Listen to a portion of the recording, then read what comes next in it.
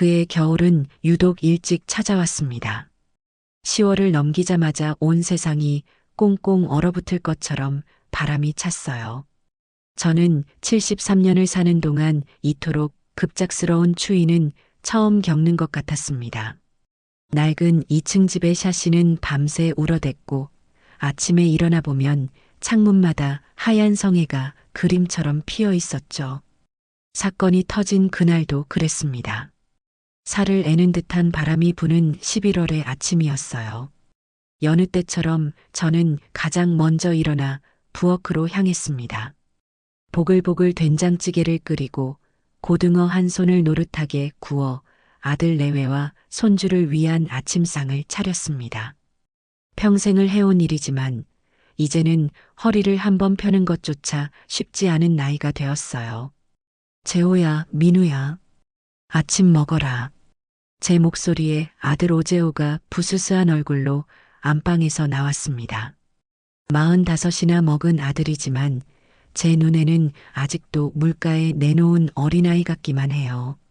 착하고 순하지만 좋게 말하면 다정하고 나쁘게 말하면 조금 무른 구석이 있는 아들이었죠. 그런 아들이 장가를 가서 토끼 같은 손주 오민우를 낳아주었을 때 저는 세상을 다 얻은 것 같았습니다. 며느리 문다은이 조금 사치스럽고 성격이 날카로운 면이 없지는 않았지만 그래도 아들이 좋다니 저도 군말 없이 한 지붕 아래서 식구로 받아들였습니다. 이 집은 남편이 평생 일궈 제게 남겨준 유산이자 제 인생 그 자체였으니까요. 아들 내외가 회사 근처에 작은 집이라도 얻어분가할 때까지는 제가 품어주는 것이 맞다고 생각했어요. 어머니, 좋은 아침이에요. 다은이는 속이 좀 안 좋다고 해서요. 먼저 먹겠습니다. 재호가 식탁에 앉으며 말했습니다. 며느리는 원래 아침잠도 많고 입도 짧은 편이라 그러려니 했어요. 민우가 방에서 뛰어나와 제 품에 안겼습니다. 할머니, 오늘 학교에서 만들기 한대요. 10살배기 손주의 재롱에 팍팍하던 삶의 피로가 눈 녹듯 사라지는 기분이었습니다. 그렇게 평범하고 분주한 아침이 지나가고 있었어요. 재호가 출근 준비를 마치고 민우는 노란색 학원차를 타러 나갔습니다. 저는 설거지를 하고 있는데 안방에 있던 며느리가 재호에게 무언가 부탁하는 소리가 들렸어요. 여보, 나 어제 주문한 택배 온 거 없어요? 현관문 좀 봐줘요. 알았어. 금방 보고 올게. 재호가 현관으로 나가는가 싶더니 바로 그 순간이었습니다. 으악 하는 비명소리와 함께 쿵 하고 무언가 무겁게 넘어지는 소리가 들렸습니다. 제 심장이 덜컥 내려앉았어요. 고무장갑을 벗어 던지고 거실로 뛰쳐나가니 재호가 하얗게 질린 얼굴로 현관 밖에 쓰러진 며느리를 부축하고 있었습니다. 다은아, 여보, 괜찮아? 정신 좀 차려봐. 며느리는 눈을 꼭 감은 채 발목을 붙잡고 신음만 내뱉고 있었어요. 현관 앞 대리석 바닥에 밤사이 10개 깔렸던 살얼음이 문제였습니다. 그걸 미처 보지 못하고 슬리퍼 바람으로 나갔다가 크게 미끄러진 모양이었어요. 저는 정신을 차리고 빨리 119에 신고부터 하라고 소리쳤습니다. 재호는 벌벌 떨리는 손으로 휴대폰을 붙잡고 구급차를 불렀어요. 그 와중에도 며느리는 아픈 와중에 나 괜찮아요. 당신 놀랐잖아요 라며 재호의 얼굴을 쓰다듬는 여유를 보였습니다. 그 모습이 어쩐지 조금은 위화감이 느껴졌지만 경황이 없어 깊이 생각할 틈은 없었죠. 구급차가 도착하고 며느리는 들것에 실려 병원으로 향했습니다. 재호는 제게 집을 부탁한다는 말만 남기고 허둥지둥 구급차에 올라탔어요. 텅 빈 집에는 싸늘한 아침 공기와 엎질러진 택배 상자만이 뒹굴고 있었습니다. 저는 며느리가 크게 다치지 않았기만을 바라며 불안한 마음으로 아들의 연락을 기다렸습니다. 오후가 되어서야 재호에게서 전화가 왔습니다. 목소리가 잔뜩 잠겨 있었어요. 어머니, 큰일 났어요. 다은이 발목뼈에 금이 갔대요. 의사가 말하길 3개월은 꼼짝 말고 누워만 있어야 한다고 합니다. 제 가슴이 철렁했습니다. 뼈에 금이 갔다니 보통 일이 아니었어요. 젊은 나이에 그게 무슨 고생인가 싶어 안쓰러운 마음이 들었습니다. 곧이어 재호와 며느리가 탄 택시가 집 앞에 섰습니다. 차에서 내리는 며느리의 모습에 저는 입을 다물지 못했어요. 오른쪽 다리 전체에 무릎까지 오는 통깁스를 하고 휠체어에 앉아 있었습니다. 재호는 그런 며느리를 조심스럽게 밀며 집으로 들어왔어요. 며느리는 금방이라도 울음을 터뜨릴 것 같은 얼굴로 저를 보며 말했습니다. 어머니, 죄송해요. 당분간은 꼼짝도 못하게 됐어요. 얘야, 죄송하긴. 사람이 살다 보면 다치기도 하는 거지. 몸조리 잘하는 게 제일 중요하다. 저는 며느리를 위로하며 안방 침대에 눕혔습니다. 그날부터 저희 집의 모든 것은 며느리, 문다은을 중심으로 돌아가기 시작했습니다. 재호는 아픈 아내의 병수발을 들어야 한다며 회사에 긴급 휴가를 냈어요. 그리고 저는 꼼짝 못하는 며느리를 대신해 온갖 집안일은 물론 삼시세끼 식사를 안방 침대로 대령하는 역할을 맡게 되었죠. 처음 며칠은 저도 며느리가 안쓰러운 마음에 정성껏 돌봤습니다. 하지만 시간이 흐를수록 뭔가 이상하다는 생각이 들기 시작했어요. 며느리의 요구는 날이 갈수록 교묘하고 까다로워졌습니다. 어머니, 국이 좀 식었네요. 펄펄 끓여서 다시 가져다 주시겠어요? 어머니, 갑자기 샤인머스켓이 먹고 싶어요. 재호 씨 시켜서 좀 사다 달라고 해주세요.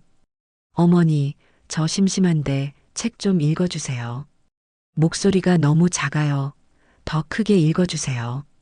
과일은 껍질을 예쁘게 깎아 토끼 모양으로 만들어줘야 했고, 물 온도는 미지근하지도 뜨겁지도 않은 정확한 온도를 맞춰야 했습니다. 텔레비전 리모컨이 손만 뻗으면 닿을 거리에 있는데도 굳이 저를 불러 가져다 달라고 시키기 일쑤였어요. 재호는 그런 아내의 투정이 안쓰럽기만 한지 온갖 비위를 다 맞춰주며 옆에 붙어 있었습니다. 제가 힘들어서 조금이라도 표정이 굳어지면 아들은 제게 와서 조용히 말했어요. 어머니, 다은이 아파서 그러는 거잖아요. 조금만 이해해 주세요. 아픈 게 벼슬이라는 말이 이럴 때 쓰는 건가 싶었습니다. 하지만 제 아들이 저렇게까지 아내를 위하는데 제가 무슨 말을 더 하겠어요. 저는 그저 묵묵히 며느리의 시중을 들었습니다. 하지만 가장 저를 힘들게 한 것은 집안일이 아니었어요. 며느리가 저와 아들, 그리고 손주 민우를 대하는 태도가 미묘하게 달라졌기 때문입니다. 마치 자신이 이 집의 여왕이라도 된 것처럼 안방 침대에 누워 모든 것을 지시하고 통제하려 들었어요. 사건이 터지기 전날 저녁이었습니다. 제가 저녁상을 차려 며느리 방에 가져다 주자 며느리가 미간을 찌푸렸습니다. 어머니, 반찬이 이게 뭐예요? 온통 풀밭이잖아요. 고기 반찬은 없어요? 오늘 낮에 갈비찜 해주지 않았니? 저녁에는 담백하게 먹는 게 좋을 것 같아서. 지금 저보고 풀만 먹고 기운 내라는 말씀이세요? 안 그래도 아파서 서러운데 어머니 정말 너무하시네요. 그러면서 눈물을 뚝뚝 흘리는데 옆에 있던 재호가 안절부절 못하며 제게 핀잔을 줬습니다. 어머니, 환자한테 어떻게 이러실 수 있어요? 당장 나가서 고기라도 사오겠습니다. 결국 아들은 밤늦게 문을 연 정육점을 찾아 헤맸고 저는 아픈 다리를 이끌고 다시 부엌으로 가야 했습니다. 제가 이 집의 주인인지 아니면 돈 한 푼 받지 못하는 간병인인지 헷갈릴 지경이었어요. 서러운 마음에 눈물이 핑 돌았지만 손주를 생각하며 꾹 참았습니다. 그리고 다음 날 제 마음속 의심에 불을 지핀 결정적인 사건이 일어났습니다. 그날따라 유난히 칭얼대는 며느리의 시중을 드느라 오전 내내 정신이 없었어요. 오후가 되어서야 겨우 한숨을 돌리는데 학교를 마치고 온 민우가 제게 달려왔습니다. 할머니, 엄마가 목마르다고 해서 물 가져다 주려고 했는데 민우의 목소리가 기어 들어갔습니다. 아이의 눈에는 눈물이 그렁그렁 맺혀 있었어요. 무슨 일이냐고 묻자 민우는 울음을 터뜨렸습니다. 안방에서 며느리에게 물을 가져다 주다가 쟁반을 들고 뒤돌아서는 과정에서 물 몇 방울을 며느리의 이불에 떨어뜨린 모양이었어요. 안방 쪽에서 며느리의 날카로운 목소리가 들려왔습니다. 너 지금 일부러 그랬지? 엄마 아픈데 더 아프라고 일부러 그런 거 아니야. 보기 싫으니까 당장 네 방으로 들어가. 아이에게 소리치는 목소리에는 아픈 사람의 기색이라고는 찾아볼 수 없는 짜증과 분노가 가득했습니다. 저는 민우를 제 방으로 데리고 와 꼭 안아주었습니다. 아이는 제 품에 안겨 한참을 끄끄거리며 울었어요. 저는 아이의 등을 토닥이며 달래주었습니다. 괜찮아, 민우야. 엄마가 아파서 예민해서 그래. 우리 민우가 이해해주자. 하지만 제 위로는 아무런 힘이 되지 못했습니다. 한참을 울던 민우가 고개를 들고 충격에 휩싸인 제 눈을 똑바로 쳐다보며 말했습니다.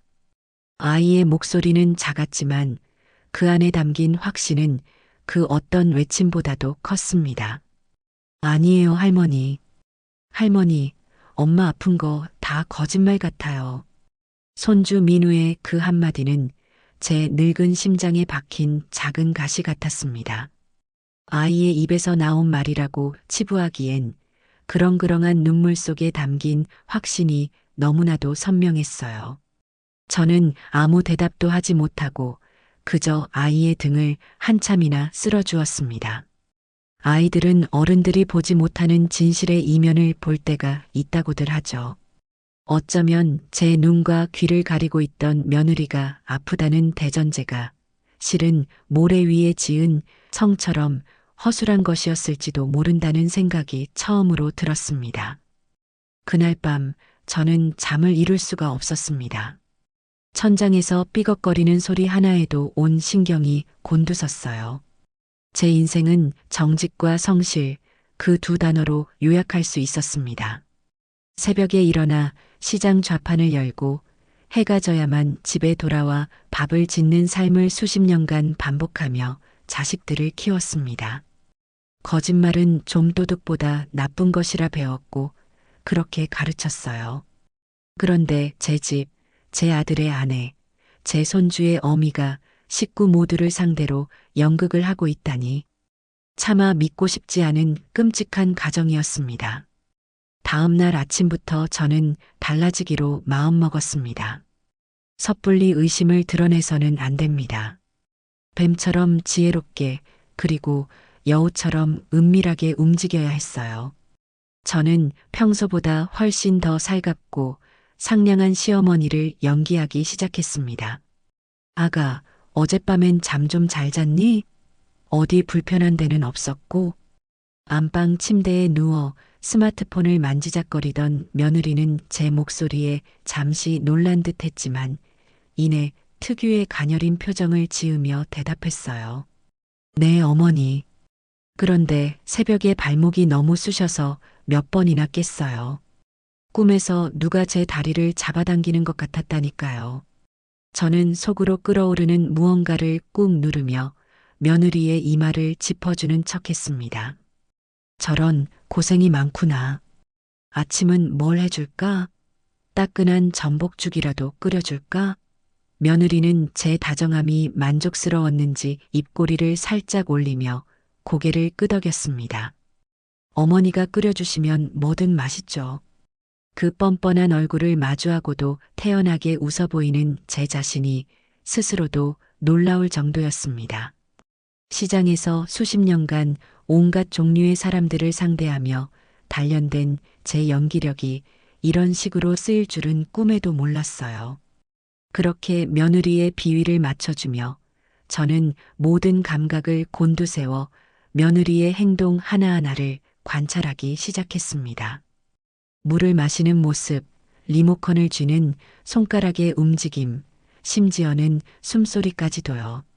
하지만 며느리는 빈틈을 보이지 않았습니다.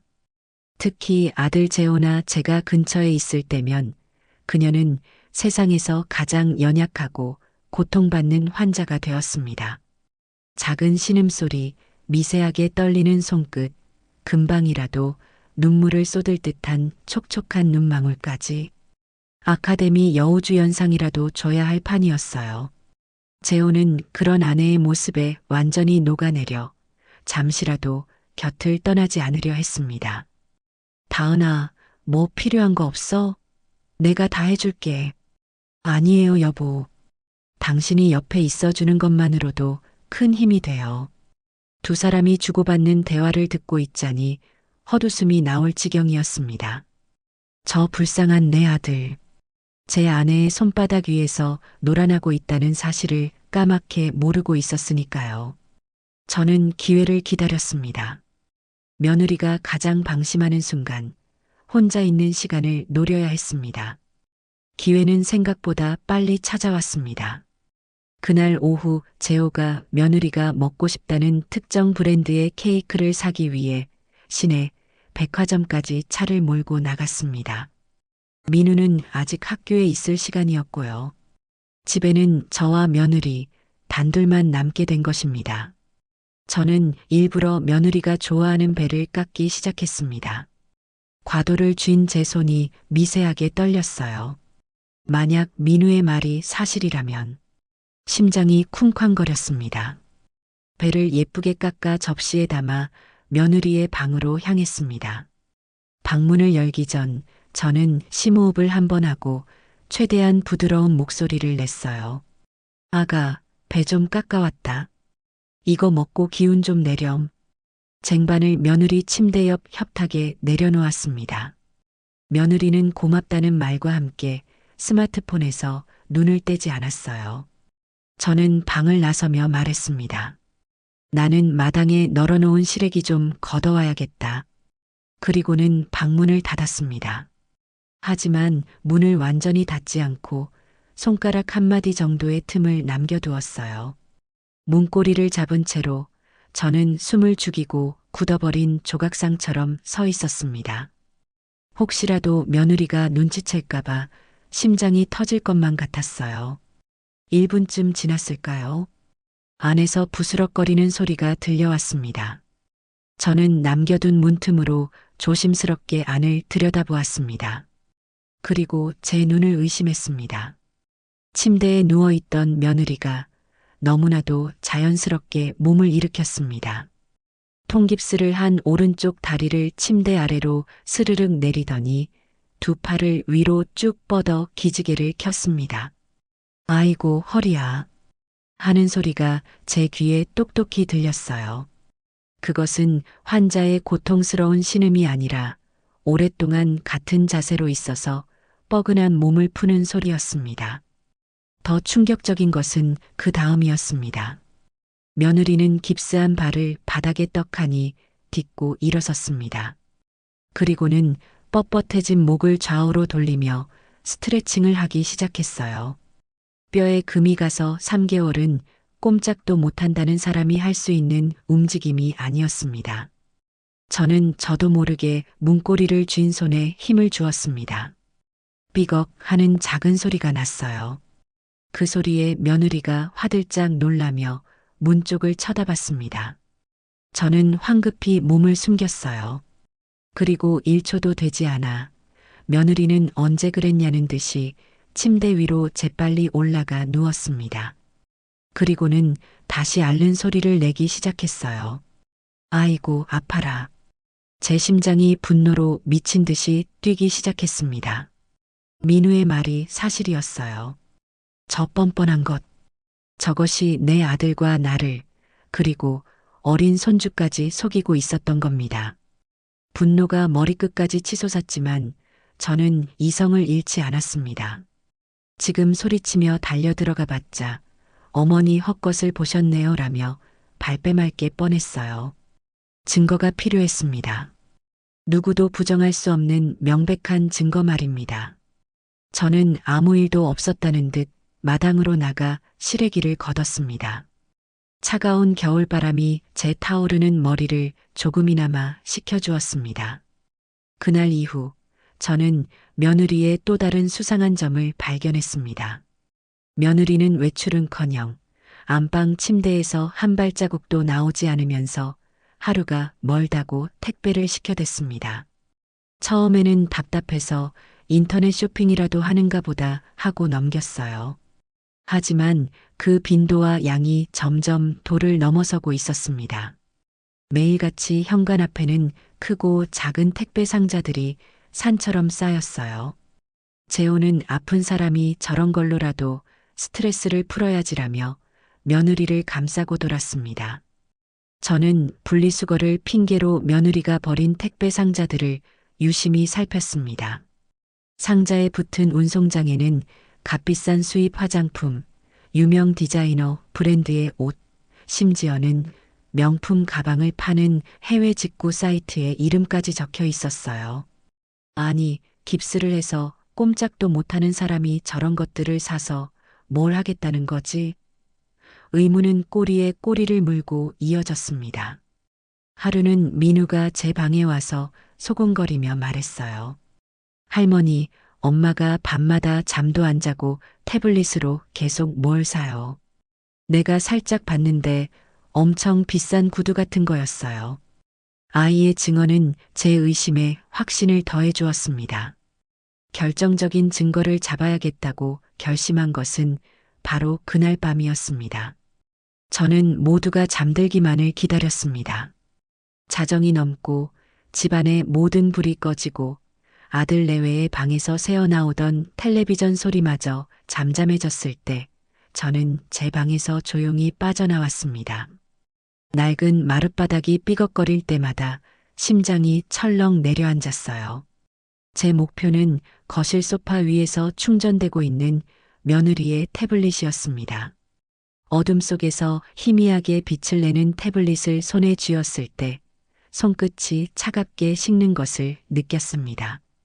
만약 비밀번호가 걸려 있으면 어쩌나 걱정했는데 다행히 화면을 밀자 바로 잠금이 풀렸어요. 저는 곧장 인터넷 쇼핑 앱부터 확인했습니다. 최근 구매 목록을 보고 저는 기가 막혀서 숨을 쉴 수가 없었습니다.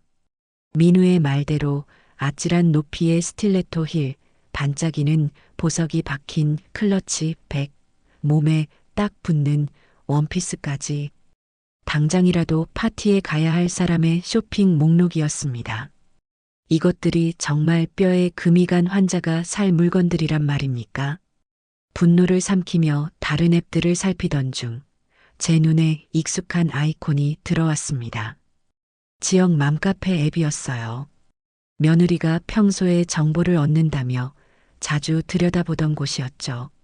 무심코 앱을 눌러 며느리가 쓴 게시글 목록을 확인했습니다. 그리고 저는 제 인생 최악의 배신과 마주하게 되었습니다. 목록의 가장 위에 있는 글의 제목이 제 눈을 사로잡았습니다. 몸테크로 시어머니 등골 빼먹는 중키읔키읔. 저는 떨리는 손가락으로 제목을 눌렀습니다. 화면에 나타난 글의 내용은 제 피를 거꾸로 솟게 만들기에 충분했습니다. 우리 시어머니 진짜 순진한 건지 멍청한 건지 키읔키읔 살짝 미끄러져서 발목 좀 삐끗한 거 가지고 병원 가서 의사랑 짜고 깁스했더니 진짜로 믿고 여왕처럼 모시네요. 남편은 원래 내 말이라면 죽는 신용도 하니까 구워 삶기 식은 죽 먹기고요. 팁 주자면 아플수록 더 까다롭게 굴어야 해요. 그래야 더 미안해서 잘해주거든요.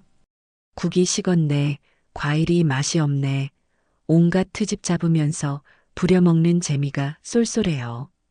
덕분에 저는 침대에 누워서 손가락 하나로 쇼핑만 즐기고 있답니다. 이달 카드값만 1,000만 원 넘은 거 싫어? 키읔키읔 어차피 남편이 다 막아줄 테니 걱정 없어요. 다들 이럴 때 아니면 언제 시어머니 부려먹겠어요?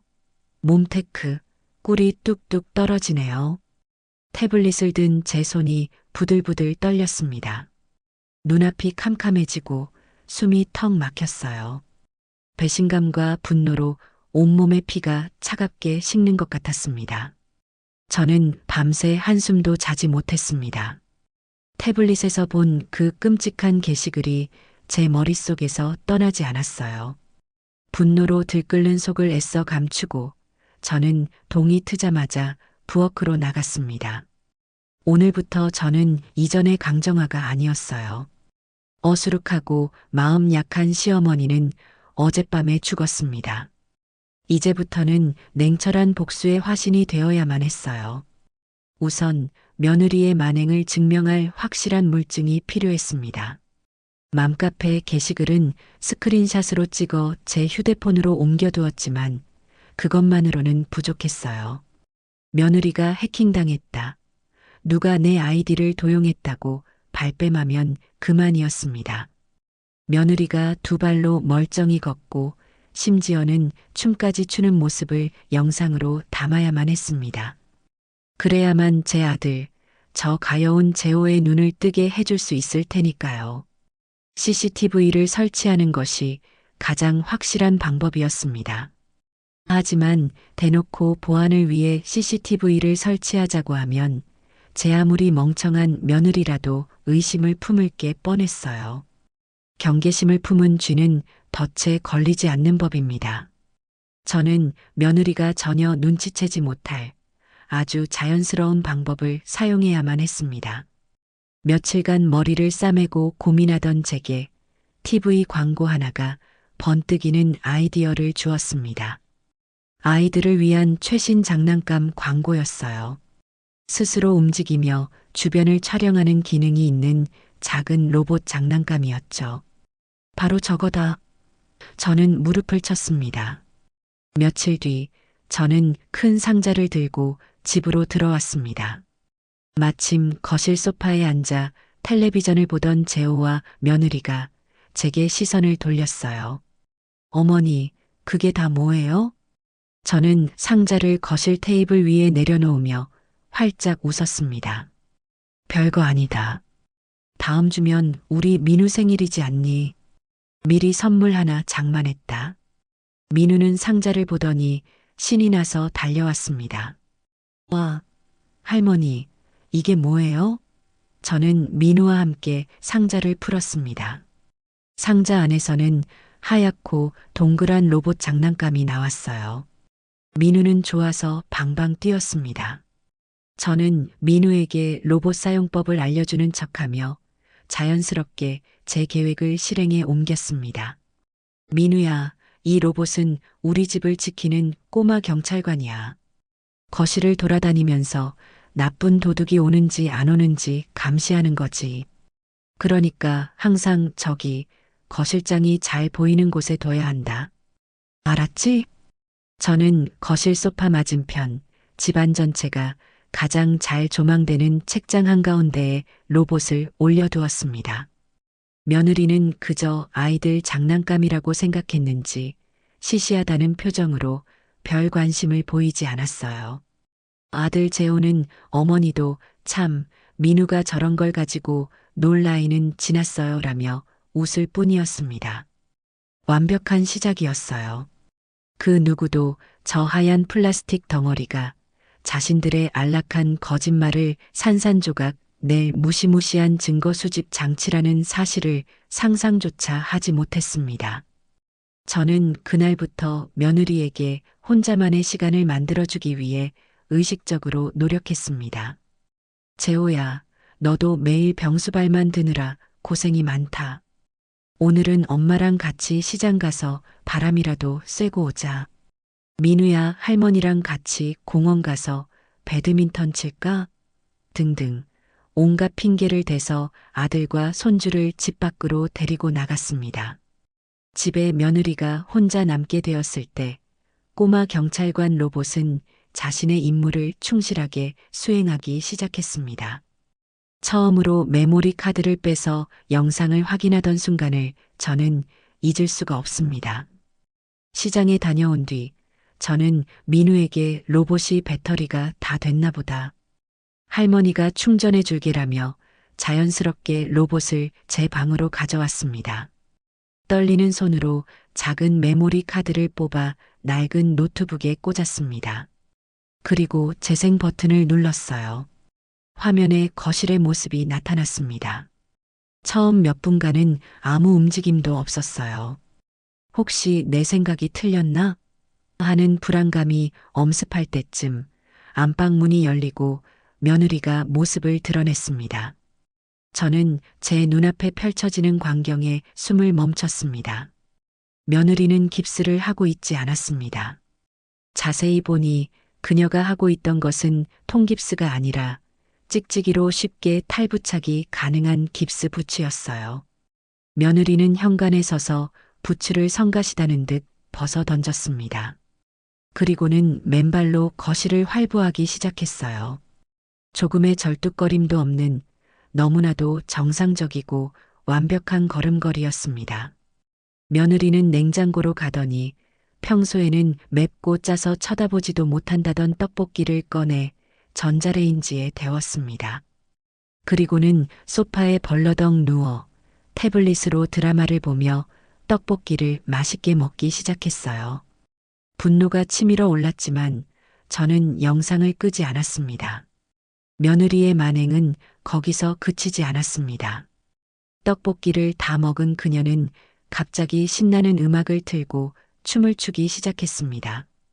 아이돌 그룹의 춤을 따라 하는 모습은 며칠 전 제 앞에서 다리가 아프다며 눈물을 글썽이던 그 환자와는 전혀 다른 사람이었습니다. 심지어는 거실 바닥에 요가 매트까지 깔고 고난도의 요가 동작을 선보이기도 했어요. 저는 노트북 화면을 주먹으로 내리치고 싶은 충동을 간신히 참았습니다. 저것이 인간의 탈을 쓰고 할 짓이란 말입니까? 며칠에 걸쳐 수집된 영상 속에는 며느리의 가증스러운 이중생활이 빠짐없이 기록되어 있었습니다. 친구와 영상 통화를 하며 제 흉을 보는 모습, 우리 시어머니는 내가 시키는 대로 다 하는 ATM 기계나 마찬가지야 라며 낄낄거리는 목소리. 새로 산 명품 구두를 신고 거울 앞에서 패션쇼를 하는 모습까지 하루하루 증거가 쌓여갈수록 제 마음속에서는 며느리에 대한 일말의 동정심마저 완전히 사라지고 차가운 경멸과 복수심만이 남았습니다. 그리고 마침내 이 모든 사건의 배후를 짐작하게 할 결정적인 단서가 포착되었습니다. 그날도 저는 재호와 함께 병원에 다녀온다는 핑계를 대고 집을 비웠습니다. 돌아와서 영상을 확인하는데 며느리가 거실에서 누군가와 심각한 표정으로 통화를 하고 있었습니다. 로봇 장난감의 성능은 생각보다 뛰어나 음성까지 선명하게 녹음되어 있었어요. 김 실장님, 저예요. 네. 일은 아주 순조롭게 잘 진행되고 있어요. 우리 남편이랑 시어머니는 제가 진짜로 다리 부러진 줄 알아요. 조금만 더 버티면 돼요. 김 실장? 처음 들어보는 이름이었습니다. 며느리의 목소리가 조금 더 낮아졌습니다. 그런데 자꾸 그렇게 이자 독촉하시면 저도 곤란해요. 제가 지금 돈이 어디 있어요. 조금만 기다려 달라니까요. 이번 해상에 보험금만 제대로 나오면 실장님 돈부터 깨끗하게 해결해 드릴게요. 액수가 꽤 크니까 한몫 단단히 챙겨 드릴 수 있다고요. 그러니까 며칠만 더 시간을 주세요. 네. 알았어요. 끊어요. 전화가 끊어지고 며느리는 신경질적으로 머리를 쓸어 넘겼습니다. 험한 말을 내뱉는 모습까지 고스란히 녹화되었어요. 저는 그 통화 내용을 듣고 온몸에 소름이 돋았습니다. 상해 보험금, 이자 독촉, 김 실장. 이 단어들이 제 머릿속에서 재조합되며 며느리의 거짓말 뒤에 숨겨진 거대한 사기극의 윤곽이 드러나기 시작했습니다. 이것은 단순히 시어머니를 부려먹기 위한 얄팍한 거짓말이 아니었어요. 처음부터 돈을 노리고 치밀하게 계획된 범죄였던 것입니다. 저는 이 문제가 저 혼자서 해결할 수 있는 수준을 넘어섰다는 것을 직감했습니다. 이제는 더 깊이 이 사건의 뿌리까지 파헤쳐야만 했습니다. 그 김 실장이라는 자의 정체부터 알아내야 했어요. 며느리의 통화에 등장한 김 실장이라는 이름과 보험금이라는 단어는 제게 새로운 방향을 제시했습니다. 이제 이 싸움은 단순한 집안 문제를 넘어 금전적 이득을 노린 사기 범죄와의 전쟁이 되었습니다.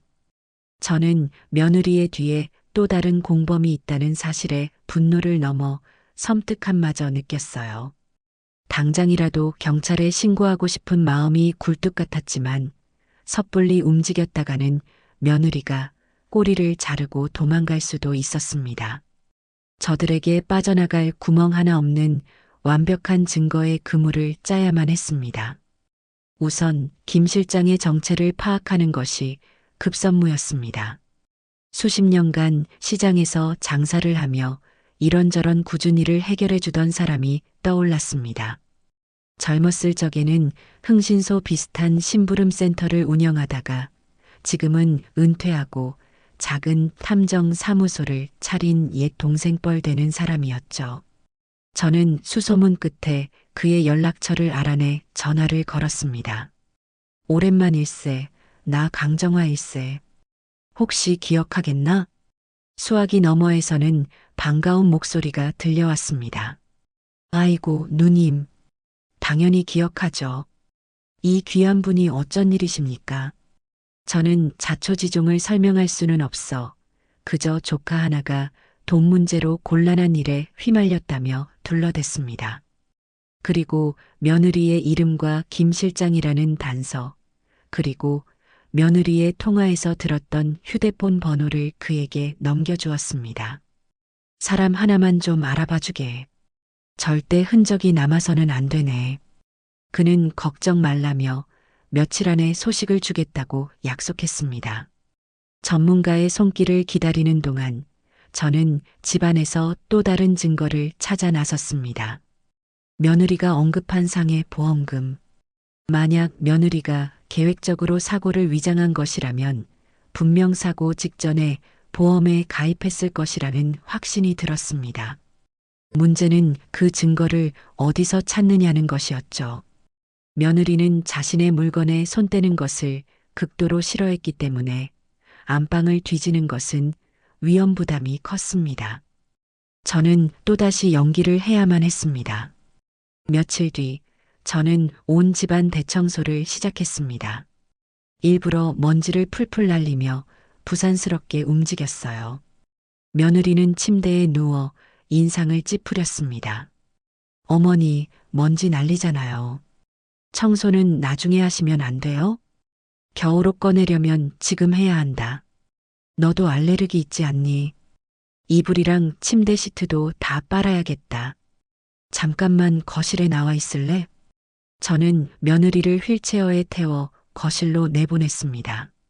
재호에게는 너는 다은이 옆에 꼭 붙어서 말동무나 해줘라라며 두 사람을 거실에 묶어두었어요. 그리고 마침내 합법적으로 안방에 들어갈 기회를 얻었습니다. 저는 이불을 걷어내고 시트를 벗기는 척하며 재빨리 며느리의 화장대와 서랍장을 살피기 시작했습니다. 심장이 미친 듯이 뛰었지만 손은 침착하게 움직였어요. 옷가지와 화장품들 사이를 뒤지던 제 손에 서랍장 가장 깊숙한 곳에서 딱딱한 서류 봉투 하나가 잡혔습니다. 봉투 안에는 제가 찾던 것이 들어 있었습니다. 보험 계약서였습니다.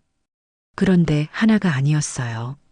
무려 4개의 다른 보험사에서 발급된 상에 보험 증서가 겹쳐 있었습니다. 저는 떨리는 눈으로 계약 날짜를 확인했습니다. 모두 며느리가 다치기 불과 한 달 전 거의 비슷한 시기에 집중적으로 가입된 것들이었습니다.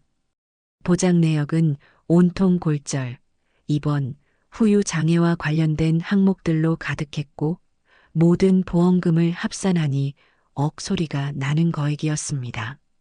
누가 봐도 명백한 보험 사기를 위해 설계된 포트폴리오였어요.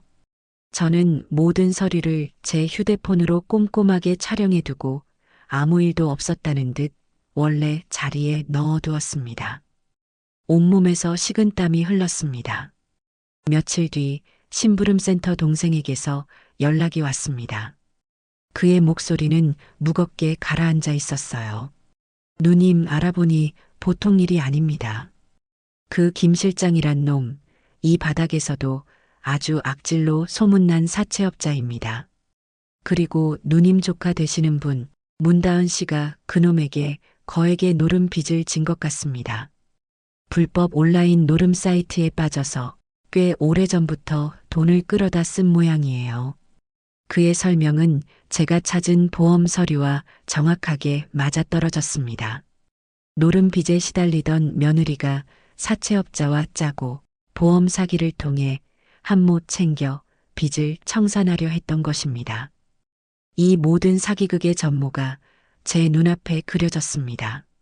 소름 끼치는 진실에 몸서리를 치다가 저는 문득 한 가지 사실을 깨달았습니다. 며느리가 최근에 사들인 그 수많은 명품들, 그리고 아들 재호의 태도, 설마 불길한 예감이 제 심장을 옥죄어 왔습니다. 저는 그동안 애써 외면해왔던 마지막 퍼즐 조각을 확인해야만 했습니다. 바로 제 아들 재호의 통장이었습니다.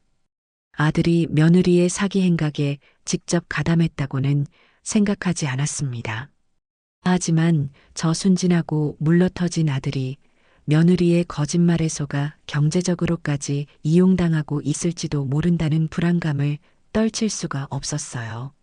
저는 그날 저녁 아들을 떠보기로 했습니다. 재호야, 요즘 회사에서 보너스라도 받았니? 돈 씀씀이가 부쩍 커진 것 같구나. 다은이한테 선물도 자주 해주는 것 같고. 제 말에 재호는 당황한 기색이 역력했습니다.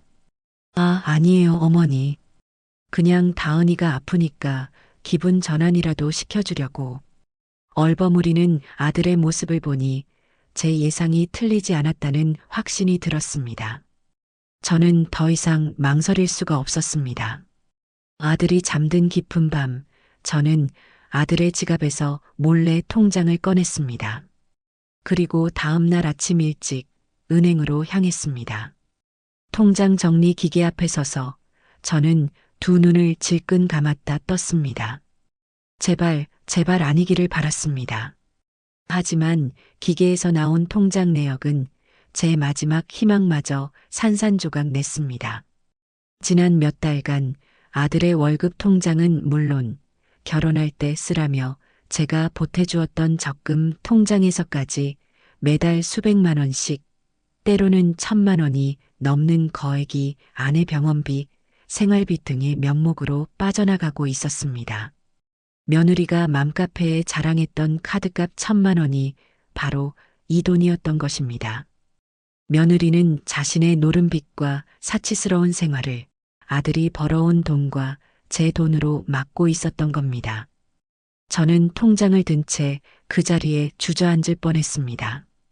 이제 모든 증거는 제 손안에 들어왔습니다.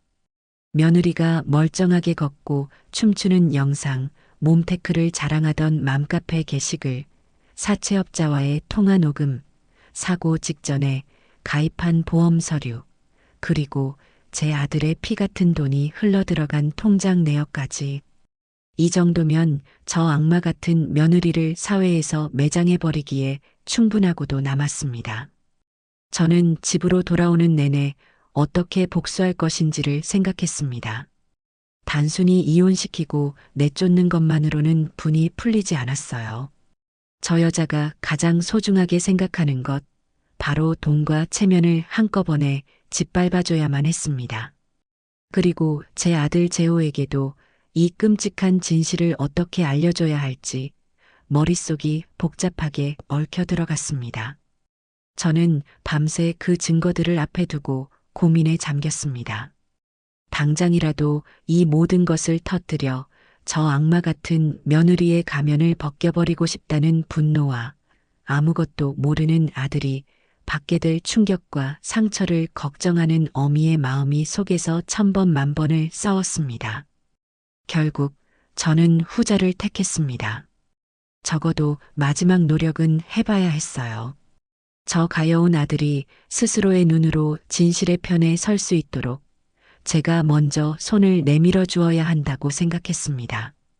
제 아들은 그저 너무나도 아내를 사랑한 죄밖에 없었으니까요. 다음 날 저는 일부러 평소보다 더 정성껏 저녁상을 차렸습니다. 아들이 좋아하는 LA 갈비를 굽고 뜨끈한 해물 순두부찌개를 끓였어요. 어색한 침묵 속에서 식사를 마친 후 저는 며느리가 잠시 텔레비전에 정신이 팔린 틈을 타 아들을 조용히 불렀습니다. 재호야, 내 방에 가서 차나 한잔 하자꾸나. 제 목소리에는 애써 감춘 긴장감이 묻어났습니다. 재호는 무언가 예감했는지 마지못해 자리에서 일어나 저를 따라 방으로 들어왔어요. 저는 따뜻한 국화차를 아들 앞에 놓아주며 조심스럽게 운을 뗐습니다. 처음부터 모든 것을 쏟아내는 대신 아들이 스스로 생각의 물꼬를 틀 수 있도록 잔잔한 돌멩이를 던져보기로 했어요. 재호야, 너 요즘 힘든 일은 없니? 회사 일은 괜찮고? 네, 어머니. 괜찮아요. 그런데 그건 왜요? 아니다. 그냥 네 얼굴이 말이 아닌 것 같아서 그런다. 매일 다은이 옆에 붙어서 병수발 드느라 너까지 몸이 축나는 것 같구나. 회사 일에, 집안일에 네가 어깨에 짊어진 짐이 너무 무거운 것 같아서 애미 마음이 좋지 않다. 제 진심 어린 걱정에 재호의 표정이 조금은 부드러워졌습니다. 저는 바로 이때다 싶어 본론으로 한 걸음 더 다가갔습니다.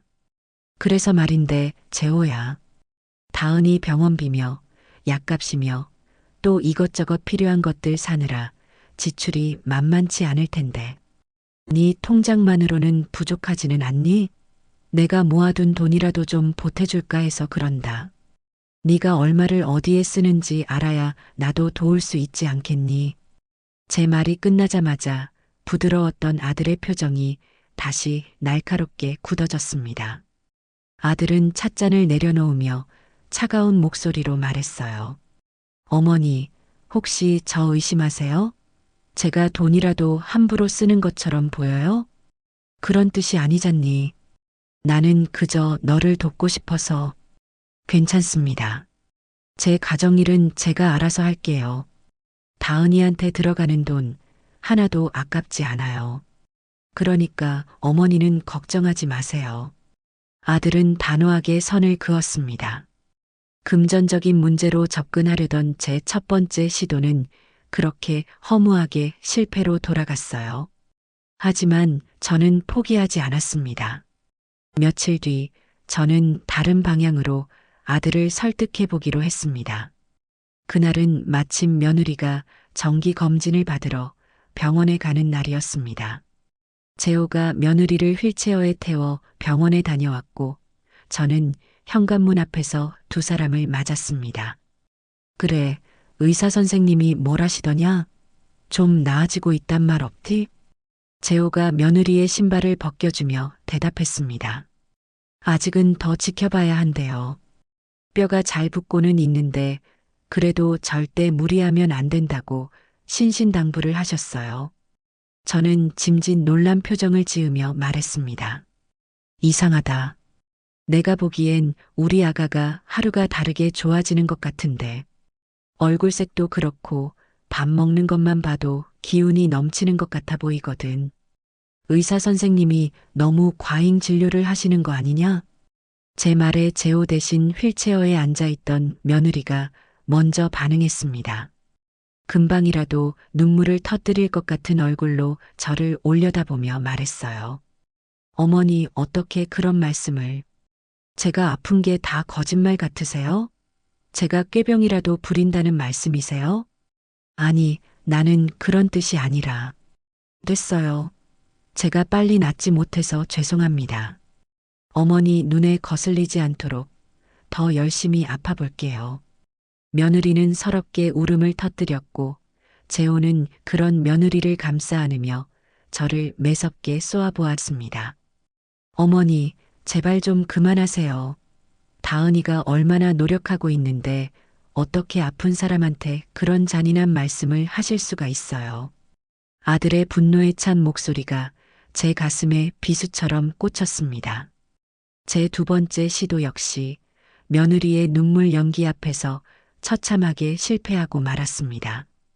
그날 밤 저는 깊은 절망감에 휩싸였습니다. 이제 남은 방법은 하나뿐이었어요. 하지만 그 방법을 쓰게 되면 제 아들은 분명 큰 상처를 받게 될 것이었습니다. 내가 과연 할 수 있을까? 저는 밤새 잠 못 이루고 뒤척였습니다. 결전의 날은 제가 의도하지 않은 순간에 찾아왔습니다.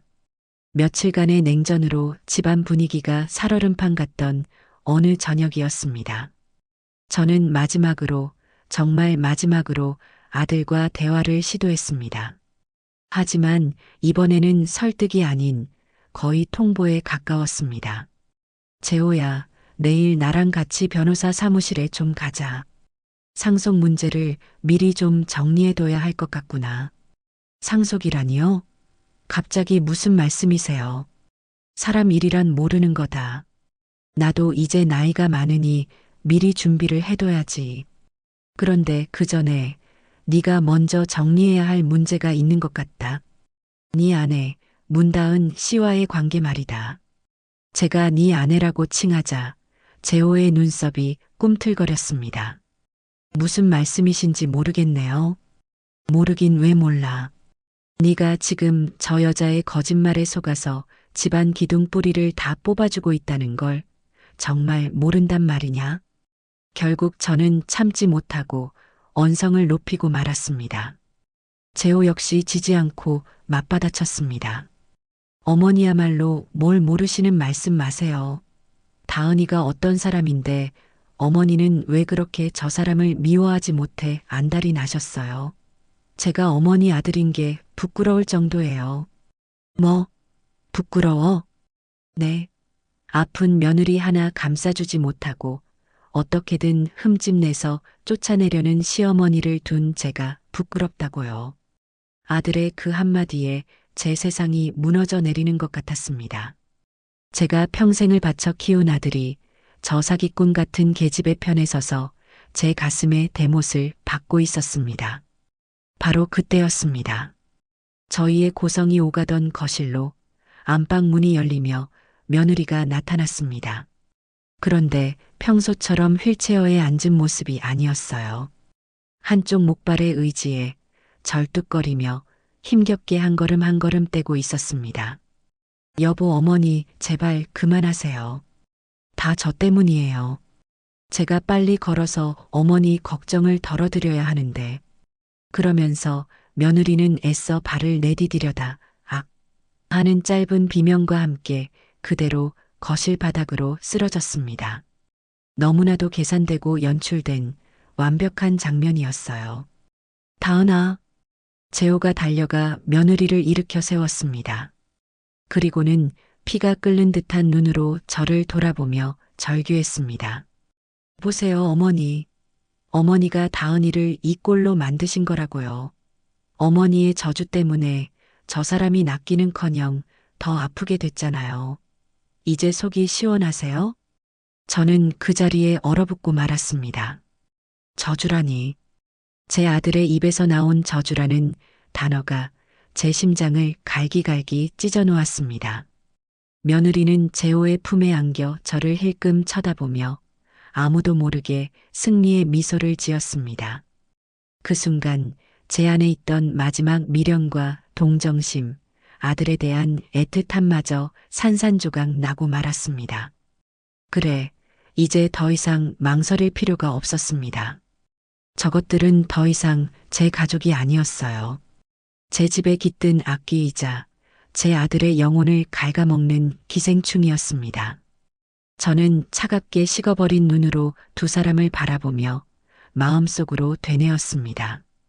그래, 너희들. 내가 진짜 지옥이 무엇인지 보여주마. 아주 처절하게, 뼛속까지 후회하게 만들어주마. 제 마음속에서 복수의 여신이 칼을 빼들고 있었습니다. 그날 이후 저는 완벽하게 다른 사람이 되었습니다.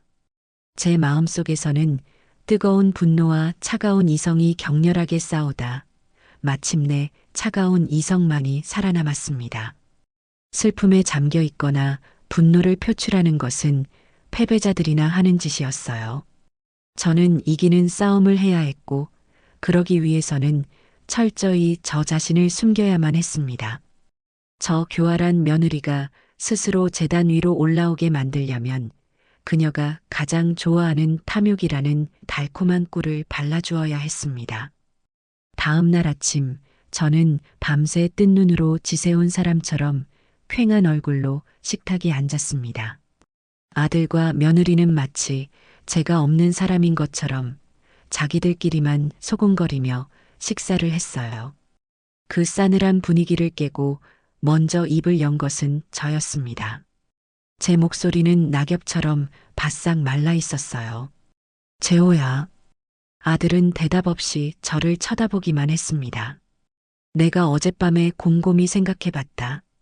내가 틀렸다. 내가 늙어서 판단력이 흐려졌나 보다. 네 말이 다 맞다. 내가 괜한 오해로 아픈 애를 너무 들볶았구나. 제 갑작스러운 사과에 재호와 며느리의 얼굴에 놀란 기색이 스쳤습니다. 저는 쐐기를 받기로 했습니다. 눈물을 한 방울 글썽이며 아들의 손을 잡고 말했어요. 어미를 용서해다오. 다은이에게도 정말 미안하다고 전해주렴. 내가 정신이 나갔었나 보다. 제 처절한 연기는 아들의 마음을 움직이기에 충분했습니다. 아들의 눈빛이 흔들리는 것을 보고 저는 이 연극의 클라이맥스를 향해 달려갔습니다. 그래서 결심했다. 이 집, 더는 내가 쥐고 있을 이유가 없겠더구나. 괜히 내 욕심 때문에 우리 가족 사이에 불화만 생기는 것 같아. 이번 주 안에 너랑 다은이 공동명의로 깨끗하게 넘겨주마. 공동명의라는 단어가 제 입에서 나오는 순간 식탁 아래로 며느리가 발을 꼼지락거리는 것이 느껴졌습니다. 흥분을 감추지 못하는 기색이 역력했어요. 재호는 믿을 수 없다는 표정으로 저를 바라보았습니다. 어머니, 그게 정말이세요? 어제는 상속 문제로 변호사 사무실에 가자고 하시더니 어제는 어제고 오늘은 오늘이지. 어젯밤에 네 아내가 아파서 쓰러지는 걸 보고 나니 모든 게 내 욕심 때문이라는 생각이 들더구나. 이 집이 뭐라고 내가 이걸 쥐고 있다가 너까지 잃을 수는 없지 않겠니? 그러니 더는 토달지 말고 내 뜻을 따라다오. 저는 제 인생 최고의 연기를 펼쳤습니다. 모든 것을 내려놓은 늙은 어미의 쓸쓸함과 아들에 대한 애틋함을 완벽하게 표현해냈어요. 결국 재호는 제 진심이 통했다고 믿었는지 어머니 감사합니다라며 고개를 숙였습니다. 안방에 있던 며느리의 입가에는 이미 승리의 미소가 만연해 있을 것이 불 보듯 뻔했습니다. 그날 이후 저희 집의 권력 구도는 완벽하게 역전되었습니다. 며느리는 이제 숨길 필요조차 없다는 듯 이 집의 실질적인 여주인 행세를 하기 시작했어요. 그녀의 탐욕과 오만함은 하늘을 찔렀습니다. 제 항복 선언은 굶주린 늑대에게 날고기를 던져준 것과 같았어요. 어머니, 소파가 너무 낡고 촌스러워요. 이 집 분위기랑은 영 안 맞네요. 제가 봐둔 이태리제 명품 소파가 있는데 그걸로 바꾸는 게 좋겠어요. 집주인 될 사람이 그 정도는 타도 되잖아요. 그렇죠? 어머니, 정원에 있는 저 장독대들 이제 그만 치우셔야겠어요. 흙냄새 나고 벌레만 꼬이잖아요. 저는 저기에 예쁜 유리 온실을 만들어서 허브를 키울 거예요. 제 친구들한테 자랑도 좀 해야죠.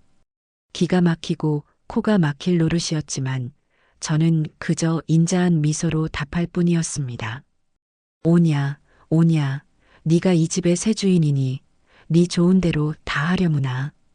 제 순종적인 태도에 며느리는 완전히 방심하고 자신의 욕망을 브레이크 없이 분출했습니다. 친구들과 통화할 때는 일부러 저 들으라는 듯 큰 소리로 떠들었어요. 응, 우리 시어머니? 이제 완전 내 손바닥 안에 있지. 집 명의도 넘겨주신대. 내가 좀 머리를 썼더니 아주 깨갱하시더라니까. 늙으면 판단력이 흐려진다더니 딱 그 짝이야. 호호. 저는 그 모든 모욕을 묵묵히 들으며 제 방에 있는 달력에 조용히 X 표시를 쳤습니다. 심판의 날은 하루하루 가까워지고 있었어요. 마침내 저는 계획의 마지막 퍼즐을 맞추기 시작했습니다. 저는 지인을 통해 알게 된 변호사와 통화하는 척하며 온 가족이 들을 수 있도록 큰 소리로 약속을 잡았습니다. 네, 김 변호사님. 그럼 다음 주 수요일 오후 3시에 저희 집에서 뵙는 걸로 알겠습니다. 네, 네. 서류는 다 준비해 놓겠습니다. 통화를 끊고 저는 거실에 있는 재호와 며느리를 향해 선언했습니다. 다음 주 수요일에 변호사님이 오시기로 했다. 그날 도장 찍고 모든 걸 마무리 짓자. 그날은 우리 가족에게 새로운 역사가 시작되는 날이니 내가 아주 푸짐하게 잔치상을 차려마. 다 같이 모여서 축하 파티를 하는 거다. 파티라는 단어에 며느리의 얼굴은 욕망으로 활활 타오르는 것 같았습니다. 재호 역시 오랜만에 찾아온 평화에 안심하며 제 제안에 기쁘게 동의했어요. 네, 어머니. 정말 좋은 생각이에요. 다은이도 그날은 기분이 좋아서 아픈 것도 잊을 수 있겠네요. 그럼요, 여보. 어머니께서 이렇게까지 해주시는데 제가 힘을 내야죠. 정말 기대되네요. 가증스러운 목소리로 재호에게 아양을 떠는 며느리의 모습을 저는 차가운 눈으로 지켜보았습니다. 그래, 실컷 기대하려무나. 네 인생에서 가장 비싸고 가장 끔찍한 파티가 될 테니 남은 며칠 동안 저는 제 인생에서 가장 중요한 연극을 준비했습니다. 시장에 가서 가장 신선한 재료를 사고 집안 구석구석을 쓸고 닦았습니다. 그것은 희망을 위한 준비가 아니라 더러운 것들을 깨끗이 쓸어내기 위한 장례 준비와도 같았습니다. 제 마음속에서는 이미 저 악랄한 며느리에 대한 사형 선고가 내려져 있었습니다. 운명의 수요일이 밝았습니다. 그날 아침 하늘은 이상하리만치 맑고 푸르렀습니다. 마치 곧 펼쳐질 폭풍전의 고요함처럼 세상은 평화로워 보였어요. 저는 새벽같이 일어나 몸을 정갈이하고 부엌으로 향했습니다. 제 손이 닿을 수 있는 가장 좋은 재료들로 제 인생 마지막이 될지도 모를 만찬을 준비하기 시작했습니다. 갈비는 핏물을 빼고 정성껏 양념에 재웠고 잡채에 들어갈 채소들은 머리카락처럼 가늘게 채 썰었습니다. 부엌에서 풍겨나오는 맛있는 냄새는 이 집에 곧 닥쳐올 비극의 서막을 감추는 향기로운 장막과도 같았어요. 아들 재호는 제 기분을 살피며 말했습니다. 어머니, 오늘 정말 기분이 좋아 보이세요. 콧노래까지 다 부르시고. 저는 아들을 돌아보며 온화하게 웃었습니다. 그럼 좋고 말고. 오늘 묵은 체증이 싹 내려갈 텐데 어찌 기쁘지 않겠니? 아들은 그 말의 진짜 의미를 알아채지 못한 채 그저 해맑게 따라 웃었습니다. 그 순진한 얼굴을 보니 가슴 한쪽이 아려왔지만 저는 고개를 저었습니다. 지금은 약해져서는 안 될 때였습니다. 오후가 되자 집안은 잔치 분위기로 무르익었습니다. 저는 막 부친 따끈한 녹두전과 호박전을 접시에 담아내고 있었어요. 며느리는 재호의 도움을 받아 휠체어를 타고 거실로 나와 한껏 차려진 식탁을 보며 감탄사를 연발했습니다. 우와, 어머니. 이게 다 뭐예요? 거의 명절 수준인데요? 제 평생 이렇게 화려한 상은 처음 받아봐요. 화사한 원피스까지 차려입은 며느리는 승리감에 도취되어 세상에서 가장 행복한 여자의 표정을 짓고 있었습니다. 저는 그런 며느리에게 다가가 미소 띤 얼굴로 말했습니다. 오늘의 주인공인데 이 정도는 받아야지. 많이 먹어두렴. 오늘 아주 중요한 계약서에 도장을 찍으려면 기운이 있어야 하지 않겠니? 제 말에 며느리는 뭐가 그리 좋은지 호호 웃음을 터뜨렸습니다. 약속한 3시가 가까워졌습니다. 이제 제가 짜놓은 각본의 마지막 장을 펼칠 시간이었습니다. 저는 상을 차려놓은 교자상을 옮기는 척하다가 아이고 허리야 하는 비명과 함께 바닥에 털썩 주저앉았습니다. 일부러 쟁반 하나를 바닥에 떨어뜨려 쨍그랑 하는 파열음까지 만들어냈어요. 그 소리에 재호와 며느리가 동시에 저를 쳐다보았습니다. 어머니, 왜 그러세요? 어디 다치신 데 없으세요? 재호가 놀라 저에게 달려왔습니다. 저는 이마에 땀이 맺힌 것처럼 연기하며 힘겹게 말했습니다. 괜찮다, 괜찮아. 나이 먹으면 다 이렇지. 아차, 그런데 내가 정신이 없어서 제일 중요한 걸 깜빡했구나. 저는 무릎을 치며 세상에서 가장 곤란한 표정을 지었습니다.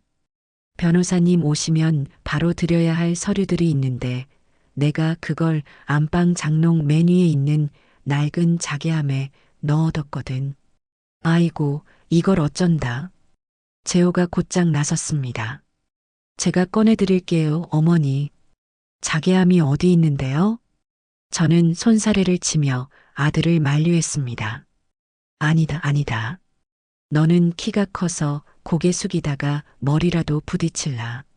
그리고 그 함이 보기보다 묵직하고 오래돼서 네가 함부로 다루다가 망가뜨리기라도 하면 안 된다. 그 안에 집문서 말고도 네 애비 유품이 들어있단 말이다. 그리고는 저는 모든 망설임과 미안함을 담은 눈빛으로 휠체어에 앉은 며느리를 애처롭게 바라보았습니다. 아가, 다은아. 내가 정말 이런 부탁까지는 안 하려고 했는데 정말 면목이 없구나. 제 의도를 눈치챈 재호가 발끈했습니다. 어머니, 지금 제정신이세요? 다은이는 다리가 아파서 일어서지도 못하는 사람한테 어떻게 장롱 위에 있는 걸 꺼내달라고 하세요. 아들의 외침이 끝나기 무섭게 며느리가 재호의 팔을 잡아 끌며 속삭였습니다. 천사의 목소리였어요. 여보, 괜찮아요. 어머니께서 얼마나 다급하시면 저러시겠어요. 제가 한번 해볼게요. 휠체어에서 팔만 뻗으면 닿을 수도 있잖아요. 제가 여보보다 팔이 더 길지도 몰라요. 집문서와 시아버지의 유품이라는 말에 며느리는 자신이 이 집의 진정한 후계자임을 증명하고 싶은 강한 욕망에 사로잡힌 듯 했습니다. 저는 못 이기는 척 감격한 목소리로 말했습니다. 오, 세상에 정말이니? 네가 괜찮다면야.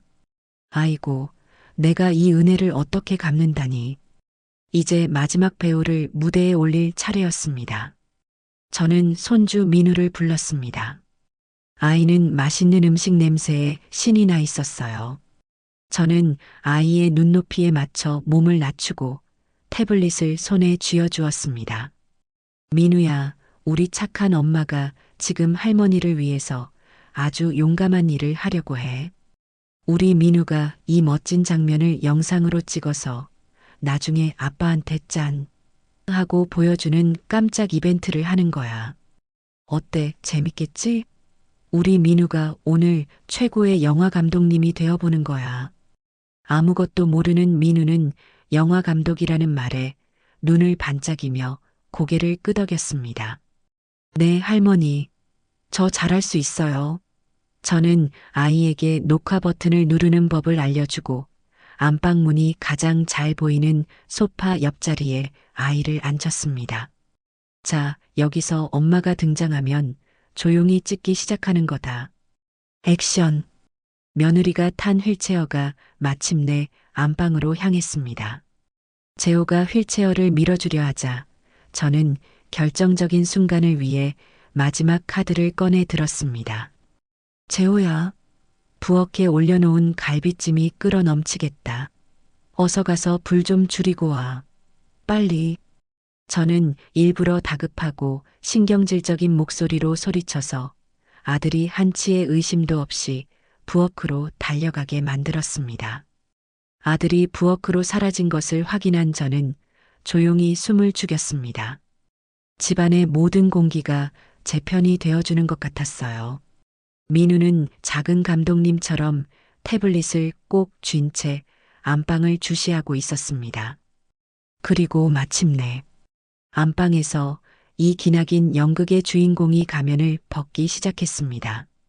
며느리는 휠체어에서 내려 주위를 한번 휙 둘러보았습니다. 아무도 없다는 것을 확인한 그녀의 얼굴에 제가 그토록 기다렸던 오만하고 경멸적인 미소가 떠올랐습니다. 다음 순간 그녀는 아주 익숙하고 능숙한 동작으로 몸을 숙였습니다. 자신의 발을 올가매고 있던 깁스 부츠의 벨크로를 찌익 소리를 내며 거칠게 뜯어냈습니다.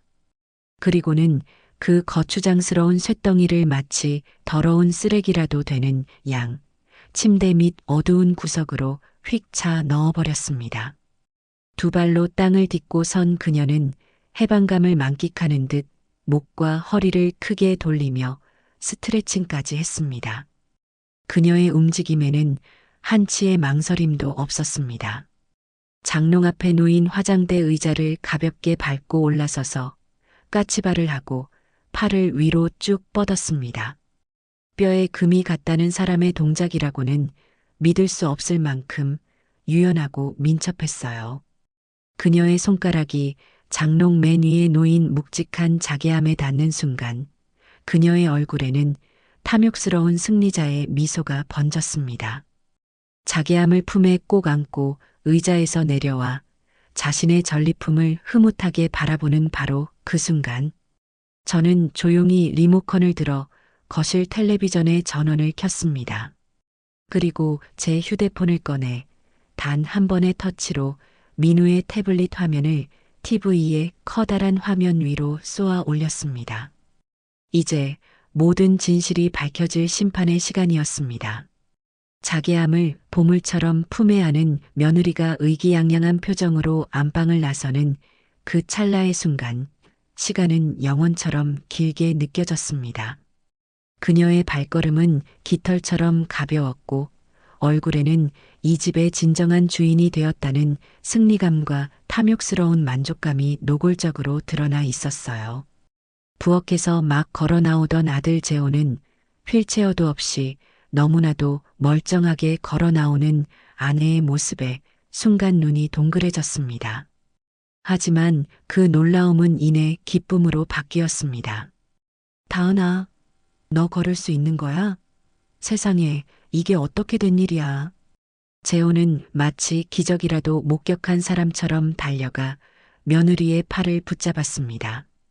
며느리는 이 예상치 못한 상황에서도 조금도 당황하지 않고 오히려 이 기회를 즐기는 듯 했습니다.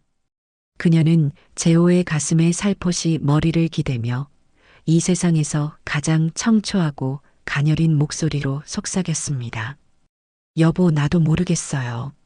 어머니께서 저함을 꺼내달라고 부탁하시는데 도저히 거절할 수가 없어서 온 힘을 다해 일어서는 순간 갑자기 발목에서 찌릿하는 느낌이 들더니 통증이 거짓말처럼 사라졌어요.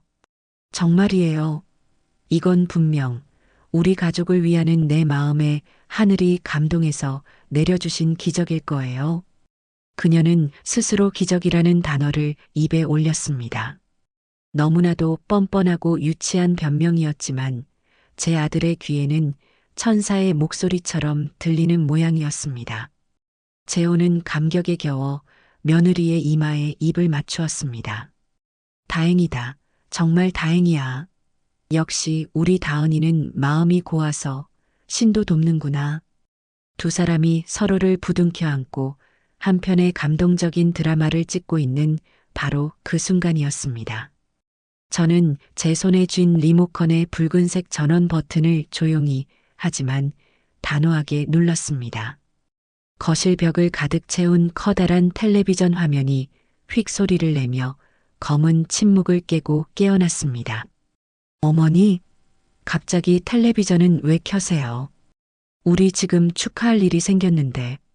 재호가 의아한 목소리로 저를 돌아보았습니다. 하지만 그의 말은 끝을 맺지 못했습니다. TV 화면에 나타난 것은 다름 아닌 방금 전까지 며느리가 있었던 저희 집 안방의 풍경이었기 때문입니다. 재호와 며느리의 시선이 동시에 화면에 고정되었습니다. 처음 몇 초간은 정적이 흘렀습니다. 두 사람은 영문을 모르겠다는 표정으로 그저 자신들의 보금자리가 TV에 나오는 것을 멍하니 바라볼 뿐이었어요. 곧이어 화면 속 안방문이 열리고 며느리, 바로 자기 자신이 탄 휠체어가 모습을 드러냈습니다. 화면 속의 그녀는 주위를 한번 휙 둘러보더니 마치 더러운 걸레라도 벗어 던지는 것처럼 익숙하게 깁스부츠를 벗어 침대 밑으로 걷어찼습니다. 그리고는 조금의 망설임도 없이 의자를 밟고 올라가 장롱 위 자개함을 가뿐하게 꺼내 들었습니다.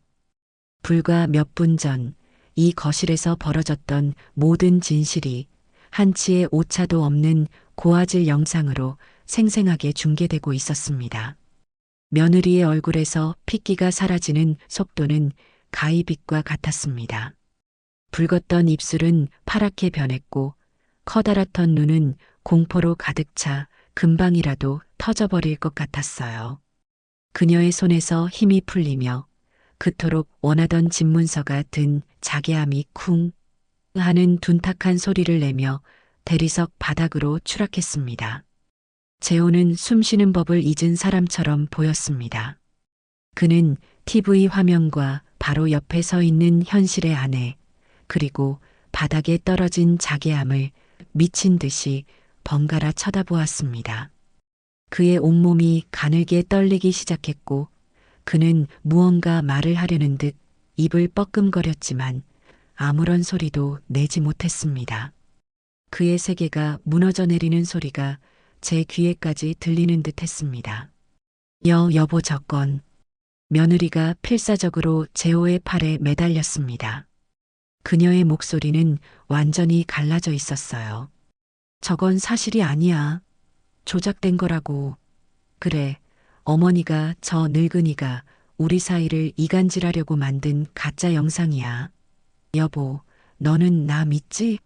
우리는 사랑하잖아. 응. 저런 거에 속아 넘어가면 안 돼.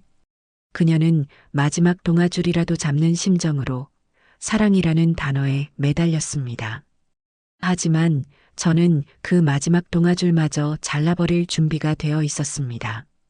저는 차갑게 식은 목소리로 거실 전체에 울려 퍼지도록 똑똑히 말했습니다. 조작이라고? 그래, 네가 추는 춤도 조작이고 네가 부르는 노래도 조작이겠지. 저는 리모컨의 다음 버튼을 눌렀습니다. 화면은 곧바로 며칠 전의 거실 풍경으로 바뀌었습니다. 화면 속 며느리는 최신 유행곡에 맞춰 신나게 몸을 흔들고 있었습니다. 그 모습은 너무나도 활기차고 건강해서 뼈에 금이 갔다는 환자의 모습이라고는 그 누구도 상상할 수 없었을 겁니다. 저는 그 영상 위로 제 목소리를 더씹혔습니다. 이 영상을 찍은 날이 언제인지 아니, 재호야? 바로 네가 네 아내가 먹고 싶다는 딸기 케이크를 사다 주려고 온 동네를 헤매던 날이란다. 네가 밖에서 고생하는 동안 네 아내는 집에서 이렇게 춤을 추고 있었던 게야. 재호는 이제 아무런 반응도 보이지 않았습니다. 그는 마치 영혼이라도 빠져나간 인형처럼 그저 화면을 응시할 뿐이었습니다. 며느리는 비명을 지르며 TV를 끄려고 달려들었지만 저는 한 발 먼저 다음 영상을 재생했습니다. 화면은 어두워지고 며느리의 목소리만이 선명하게 흘러나왔습니다. 이번 회상에 보험금만 제대로 나오면 실장님 돈부터 깨끗하게 해결해 드릴게요. 보험금이라는 단어가 나오자 저는 테이블 위에 준비해 두었던 서류 뭉치들을 재호의 눈앞에 하나씩 펼쳐 놓았습니다. 며느리가 사고 직전에 가입했던 4개의 보험 계약서, 그리고 재호의 통장에서 매달 수백, 수천만 원씩 빠져나가던 출금 내역서까지. 네 아내는 너를 사랑해서 결혼한 게 아니다. 네 돈, 그리고 내 돈을 보고 결혼한 게지. 네가 벌어다 주는 돈으로는 성에 안 차니 노름을 하고 사채를 쓰고 이제는 네 다리까지 부러뜨려서 보험금을 타내려 했던 게다. 이것이 바로 네가 그토록 믿고 사랑했던 네 아내의 진짜 모습이야. 며느리는 이제 모든 것을 포기한 듯 바닥에 주저앉아 머리를 감싸쥐었습니다.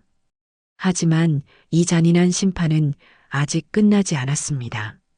저는 마지막으로 며느리가 맘카페에 올렸던 그 자랑스러운 게시글을 TV 화면 가득 띄웠습니다.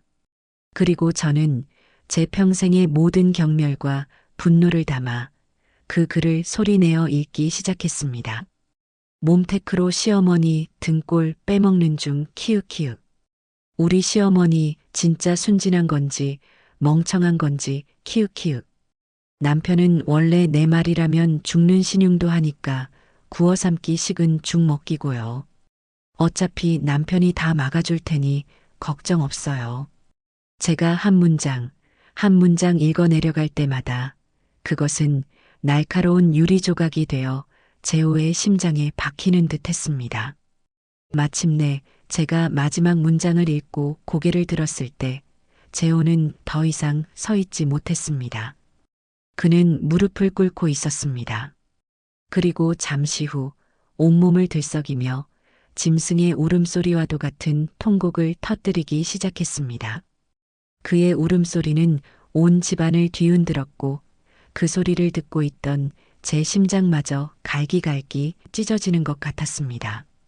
이 모든 비극의 시작과 끝을 저는 그저 텅 빈 눈으로 지켜볼 수밖에 없었습니다. 아들의 처절한 통곡은 거짓으로 쌓아 올린 성의 완벽한 붕괴를 알리는 신호였습니다. 모든 것이 만천하에 드러난 순간 며느리는 더 이상 연약한 피해자인 척하지 않았습니다. 바닥에 주저앉아 머리를 감싸 쥐고 있던 그녀는 천천히 고개를 들었습니다. 그녀의 얼굴에서 공포와 당혹감은 온데간데 없이 사라지고 그 자리에는 제가 상상조차 해본 적 없는 지옥의 악귀와도 같은 증오와 도끼만이 남아 있었습니다. 그녀는 무너져 내린 남편을 벌레 보듯 쳐다보더니 이내 모든 분노를 저에게로 돌렸습니다. 하하하. 그녀는 정신 나간 사람처럼 웃기 시작했습니다. 그래, 이제 만족해? 이 늙은 독사 같은 게 처음부터 이 집구석에 들어온 나를 잡아먹지 못해서 안달이더니 기어이 이런 쇼까지 벌여. 당신이 처음부터 나를 가족으로만 받아줬어도 내가 이 지경까지는 안 왔을 거야. 이게 다 누구 때문인데? 다 당신 때문이야. 그녀는 소파 위에 있던 쿠션을 집어 제 얼굴을 향해 힘껏 던졌습니다.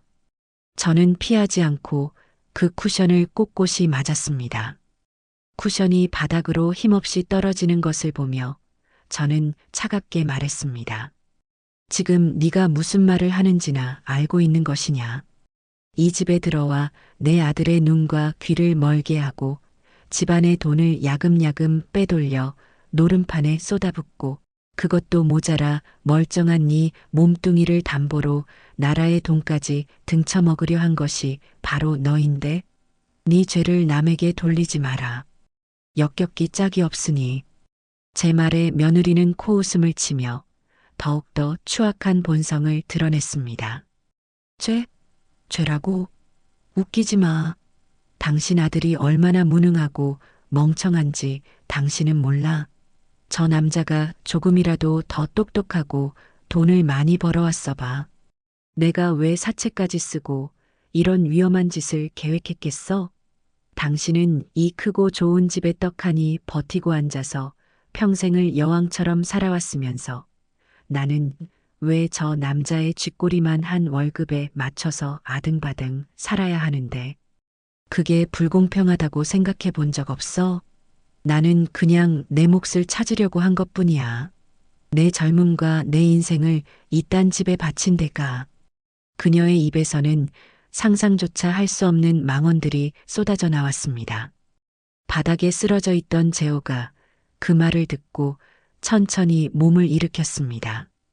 그의 눈은 핏발이 서 있었고 텅 비어 있었습니다. 그는 사랑했던 여자의 입에서 쏟아지는 자신과 자신의 가족을 향한 저주와도 같은 말들을 마치 처음 듣는 외국어처럼 멍하니 듣고 있었어요. 그는 평생을 바쳐 지키고 사랑했던 존재가 실은 자신을 좀먹는 암덩어리였다는 사실을 그제야 깨닫고 있었습니다. 저는 더 이상 이 더러운 광경을 지켜볼 수가 없었습니다. 저는 말없이 제 방으로 들어가 미리 꾸려두었던 작은 여행 가방을 들고 나왔습니다. 그리고 그 가방을 며느리의 발치에 소리나게 던졌습니다. 그 안에 네가 입고 갈 옷 몇 벌과 속옷가지를 넣어두었다. 그것만 가지고 지금 당장 내 집에서 꺼져라. 며느리는 가방을 발로 툭 차며 비웃었습니다. 나가라고? 내가 왜 나가? 이 집, 이제 곧 내 이름으로 될 건데. 당신이 분명히 변호사 불러서 명예 이전해 준다고 약속했잖아. 하늘이 두 쪽 나도 그럴 일은 없다. 너같이 인간의 탈을 쓴 짐승에게는 이 집의 문지방조차 넘겨줄 수 없다.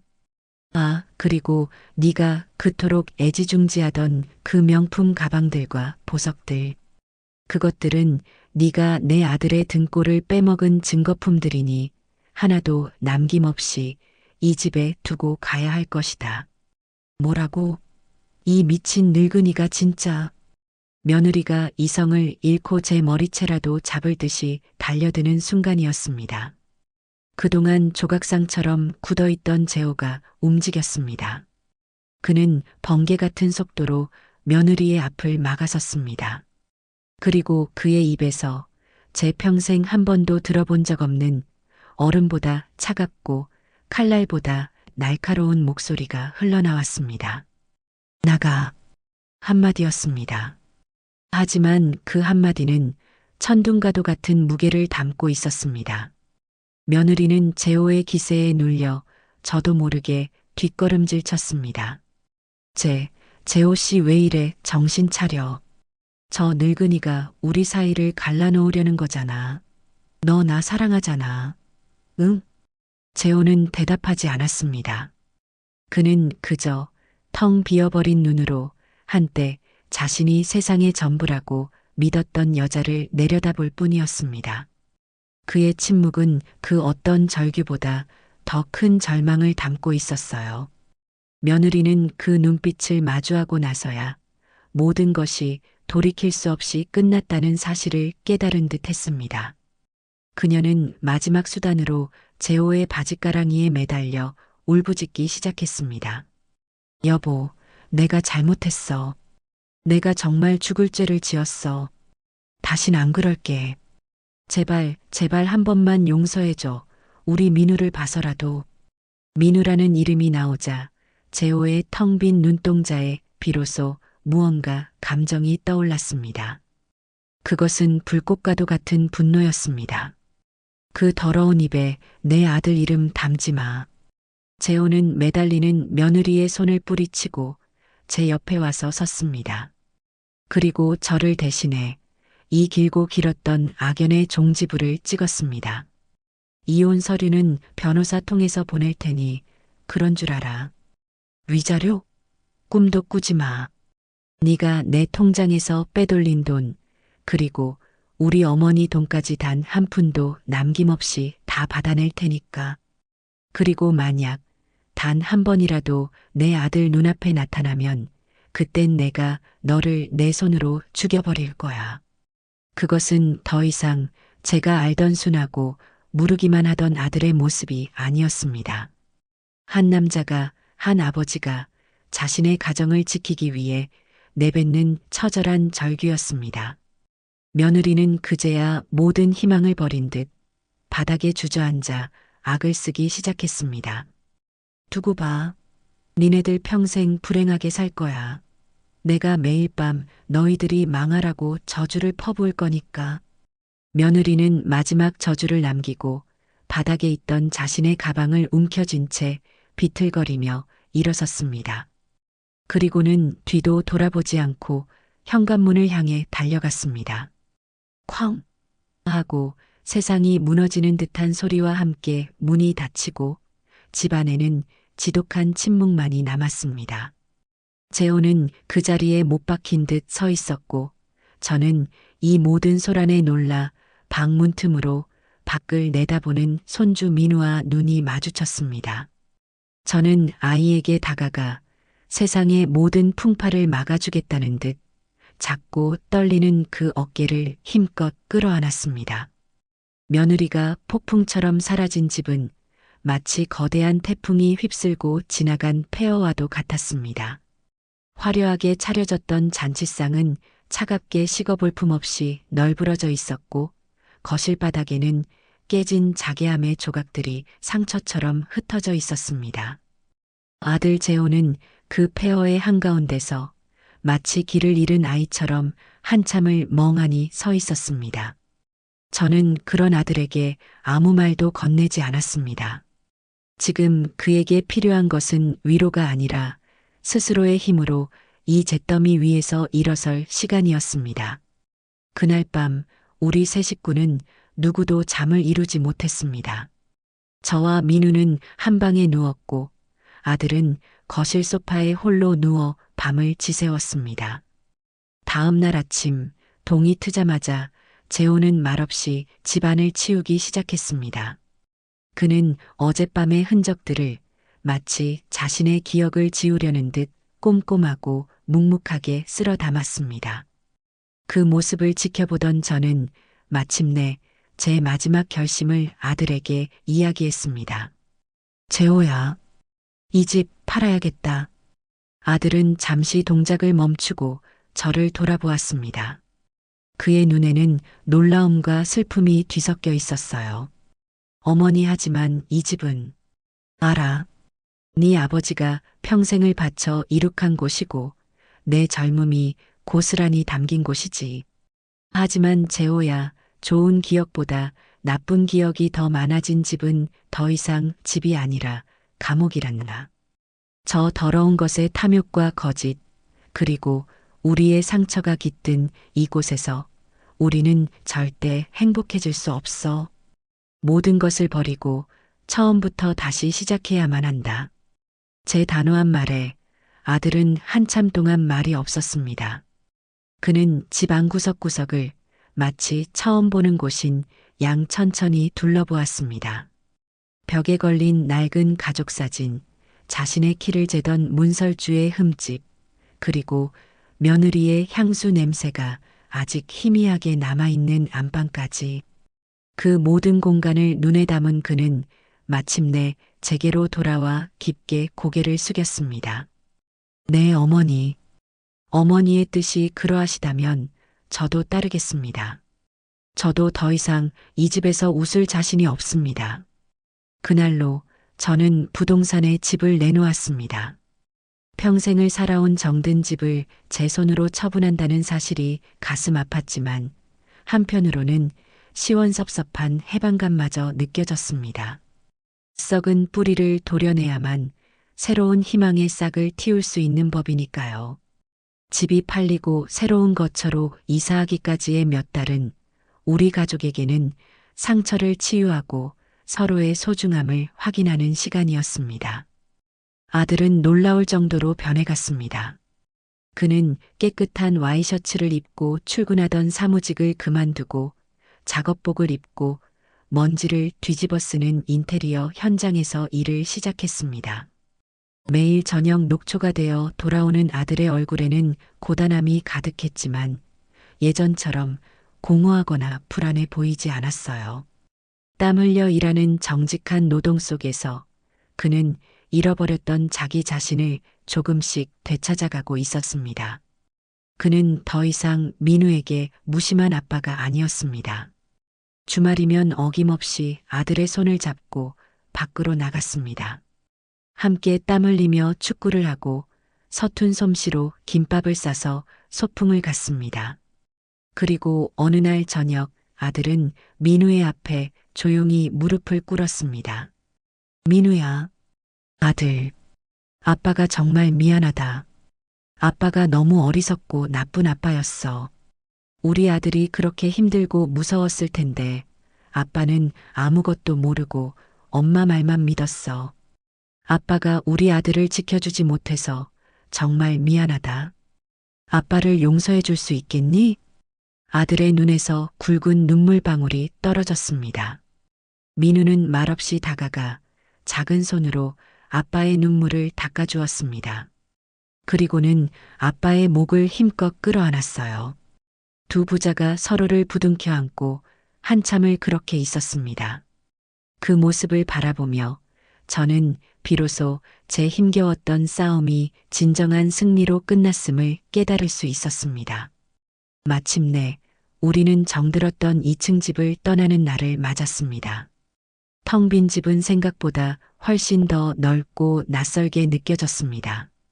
저는 집안 곳곳을 둘러보며 남편과 함께 웃고 울었던 지난 세월과 조용히 작별 인사를 나누었습니다.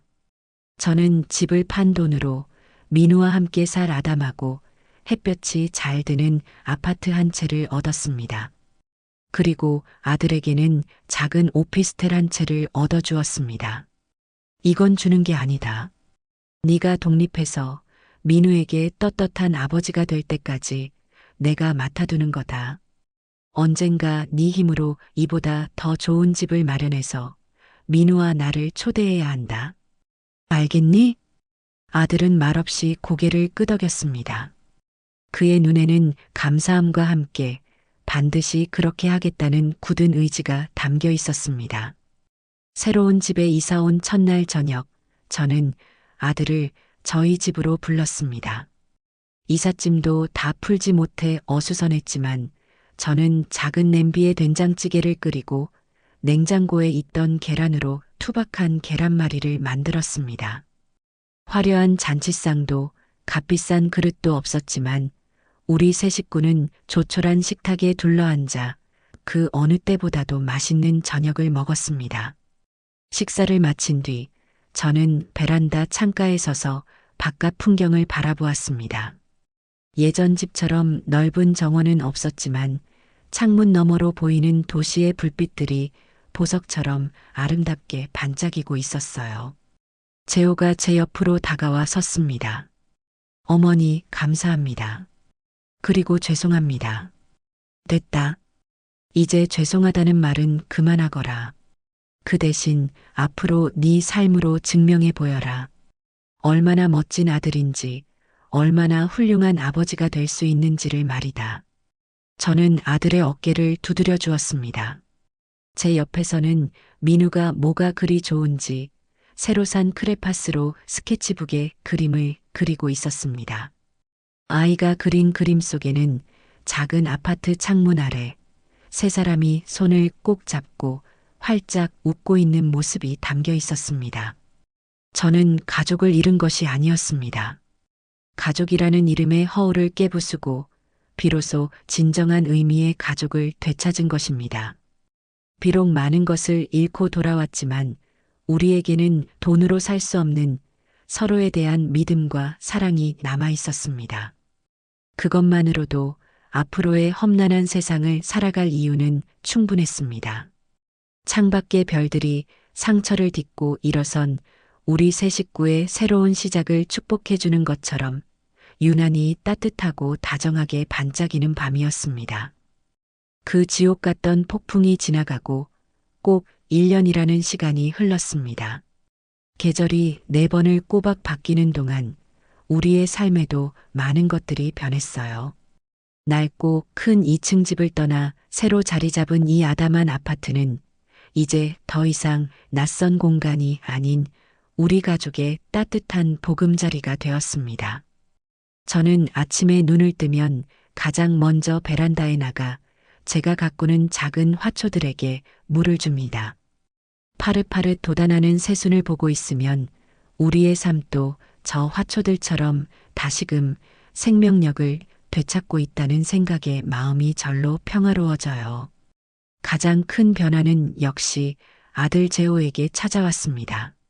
처음 몇 달간 아들은 죄책감과 상실감에 시달리며 힘겨운 시간을 보냈어요. 밤마다 거실에서 홀로 술잔을 기울이는 날도 많았고 잠을 자다가 악몽이라도 꾸는지 끙끙 앓는 소리를 내기도 했습니다. 저는 그런 아들을 섣불리 위로하거나 다그치지 않았습니다. 그저 묵묵히 아침마다 따뜻한 해장국을 끓여주고 달아빠진 아들의 작업복을 깨끗이 빨아 개어 놓을 뿐이었죠.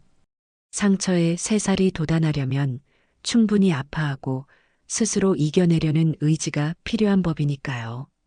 시간이 약이었을까요? 아니면 땀 흘리는 노동이 약이었을까요? 아들은 인테리어 현장에서 꾸준히 일을 마다치 않고 일하며 조금씩 과거의 그늘에서 벗어나기 시작했습니다.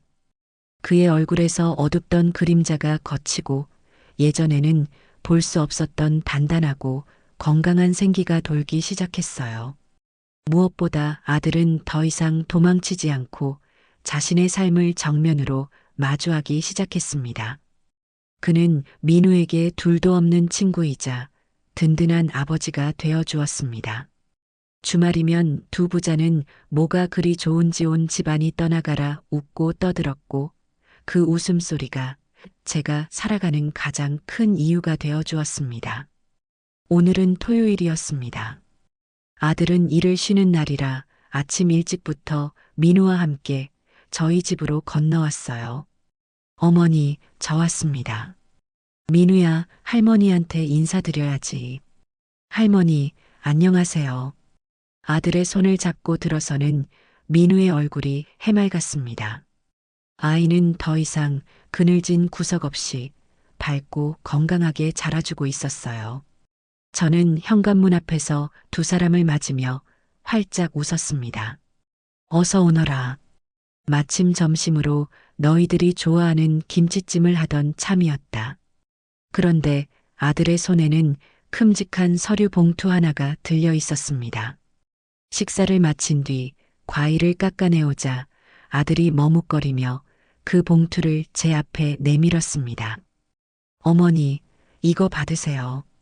봉투 안에는 은행에서 발행한 수표 한 장과 깨끗하게 정리된 통장 하나가 들어 있었습니다.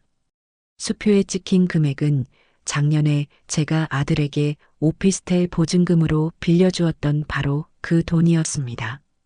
재호야, 이게 어머니께 빌렸던 돈입니다. 밤낮으로 정말 열심히 일했어요. 이제 겨우 빚을 갚을 수 있게 됐습니다. 아들은 제 눈을 똑바로 쳐다보며 말했습니다. 그의 눈빛은 쑥스러워하면서도 한편으로는 스스로에 대한 자랑스러움으로 반짝이고 있었어요. 저는 말없이 통장을 펼쳐보았습니다. 삐뚤빼뚤한 아들의 글씨로 매달 급여가 들어올 때마다 어머니께 갚을 돈이라는 항목으로 꼬박꼬박 저축한 흔적이 고스란히 남아 있었습니다. 가슴속에서 뜨거운 무언가가 울컥 치밀어 올랐어요. 바보 같은 놈. 그걸 진짜로 다 갚으면 어떡하니? 그냥 너희들 잘 사는데 보태 쓰라고 준 돈인데. 아닙니다, 어머니. 이 돈은 단순한 빚이 아니었어요. 제가 다시 일어설 수 있다는 제 자신과의 약속이었습니다. 그리고 무엇보다 어머니께 제가 달라졌다는 걸 꼭 보여드리고 싶었어요. 아들은 이제 제게 돈을 빌려가던 철없는 아들이 아니었습니다. 자신의 힘으로 가정을 책임질 줄 아는 늠름한 가장이 되어 제 앞에 서 있었습니다. 저는 수표를 다시 봉투에 넣어 아들의 손에 쥐어주었습니다. 이 돈은 다시 너에게 빌려주마. 대신 조건이 있다. 이 돈으로 너와 민우가 살 더 넓고 좋은 집을 구하는데 보태 쓰거라. 그리고 언젠가 네가 번 돈으로 이 애미에게 근사한 저녁 한 끼를 사주면 그걸로 이자는 다 퉁친 셈으로 하겠다. 제 말에 아들의 눈시울이 붉어졌습니다. 그는 아무 말 없이 제 손을 꼭 잡았어요. 그 따뜻하고 거친 손의 감촉에서 저는 아들이 앞으로 절대 무너지지 않을 것이라는 강한 믿음을 느낄 수 있었습니다. 그날 오후 아들과 손주가 돌아가고 난 뒤 저는 홀로 거실에 앉아 차를 마시고 있었습니다. 그때 시장에서 함께 장사를 했던 오랜 친구에게서 전화가 걸려왔어요. 한참 동안 안부를 묻고 시시콜콜한 이야기를 나누던 중 친구가 조심스럽게 입을 열었습니다. 정아야, 혹시나 해서 너한테 알려주는 건데, 네 전 며느리 소식 들었니? 그 이름이 나오자 제 심장이 순간 덜컥 내려앉았습니다. 평온했던 제 마음에 작은 돌멩이 하나가 던져진 기분이었어요. 아니, 그 애가 어떻게 지내는데? 얼마 전에 신문에 작게 났더라. 상습 사기 혐의로 구속됐다고. 너희 집에서 쫓겨나고 나서도 정신 못 차리고 여기저기서 비슷한 수법으로 돈을 뜯어내다가 결국 여러 사람한테 단체로 고소를 당한 모양이야. 그때 너랑 짜고 쳤다던 그 사채업자 놈도 같이 잡혀 들어갔다더라. 아주 꼴이 좋아. 친구의 말을 듣는 제 마음은 이상하리만치 고요했습니다. 통쾌하다거나 기쁘다는 생각은 들지 않았어요. 그저 그럴 줄 알았다는 씁쓸한 체념 같은 감정이 밀려올 뿐이었습니다. 사람은 쉽게 변하지 않는다는 옛말이 하나도 틀리지 않았던 겁니다. 잘 됐네. 죄 지은 사람은 벌 받아야지. 저는 애써 담담하게 대답했습니다. 친구는 제 마음을 아는지 모르는지 한마디를 더 보탰습니다. 그러게 말이다. 아무튼 너는 이제라도 그런 독사 같은 거 떼어내서 정말 다행이다. 하늘이 도운 게지. 전화를 끊고 저는 한참 동안 창밖을 바라보았습니다. 하늘이 도운 것이었을까요? 어쩌면 그랬을지도 모릅니다. 하지만 저는 제가 제 가족을 지키기 위해 싸웠던 그 시간들을 후회하지 않았습니다. 독사를 품에 안고 평생을 불안에 떨며 사는 것보다 한 번의 아픔을 겪더라도 과감하게 그것을 내던져 버리는 것이 훨씬 더 현명한 선택이었으니까요. 저는 이 소식을 재호나 민우에게는 전하지 않기로 마음먹었습니다. 그들의 새로운 삶에 더 이상 과거의 어두운 그림자를 끌어들일 필요는 없었으니까요. 그 여자는 이제 우리에게 존재하지 않는 사람이 된 것입니다. 저녁이 되자 재호에게서 영상통화가 걸려왔습니다. 화면 속에는 민우와 함께 저녁을 먹고 있는 아들의 모습이 보였습니다. 할머니, 저 오늘 아빠랑 떡볶이 만들었어요. 맛있어요. 민우는 입가에 고추장 양념을 잔뜩 묻힌 채 화면 속의 저를 향해 손을 흔들었습니다. 그 뒤로 보이는 아들의 작은 오피스텔은 비록 좁고 낡았지만 두 부자의 웃음소리로 가득 차 따뜻하고 행복해 보였습니다. 그래, 많이 먹어라. 우리 강아지들. 전화를 끊고 저는 자리에서 일어나 베란다로 나갔습니다. 서늘한 저녁 공기가 기분 좋게 뺨을 스쳤어요. 도시의 불빛들이 하나둘씩 켜지며 밤하늘의 별처럼 반짝이고 있었습니다. 저는 저 수많은 불빛 중 하나인 제 아들의 집을 상상해 보았습니다. 저는 문득 집이란 무엇일까 하는 생각을 했습니다. 예전에 저는 넓은 마당이 있는 2층 집이 좋은 집이라고 생각했습니다. 하지만 이제는 압니다. 진짜 좋은 집은 건물의 크기나 가격으로 정해지는 것이 아니라는 것을요. 서로를 믿고 아껴주는 가족이 함께 모여 웃을 수 있는 곳. 그곳이 바로 세상에서 가장 크고 따뜻한 집이라는 사실을 말입니다. 저는 제 작은 아파트와 아들의 작은 오피스텔을 떠올리며 미소 지었습니다. 우리는 가장 큰 것을 잃고 나서야 비로소 가장 소중한 것을 얻게 된 것인지도 모릅니다. 창밖으로 불어오는 상쾌한 바람을 맞으며 저는 제 옆에 있는 사랑하는 아들과 손주의 행복한 미래를 조용히 기도했습니다. 그것으로 충분했습니다. 더 이상 제 삶에 폭풍은 없을 겁니다.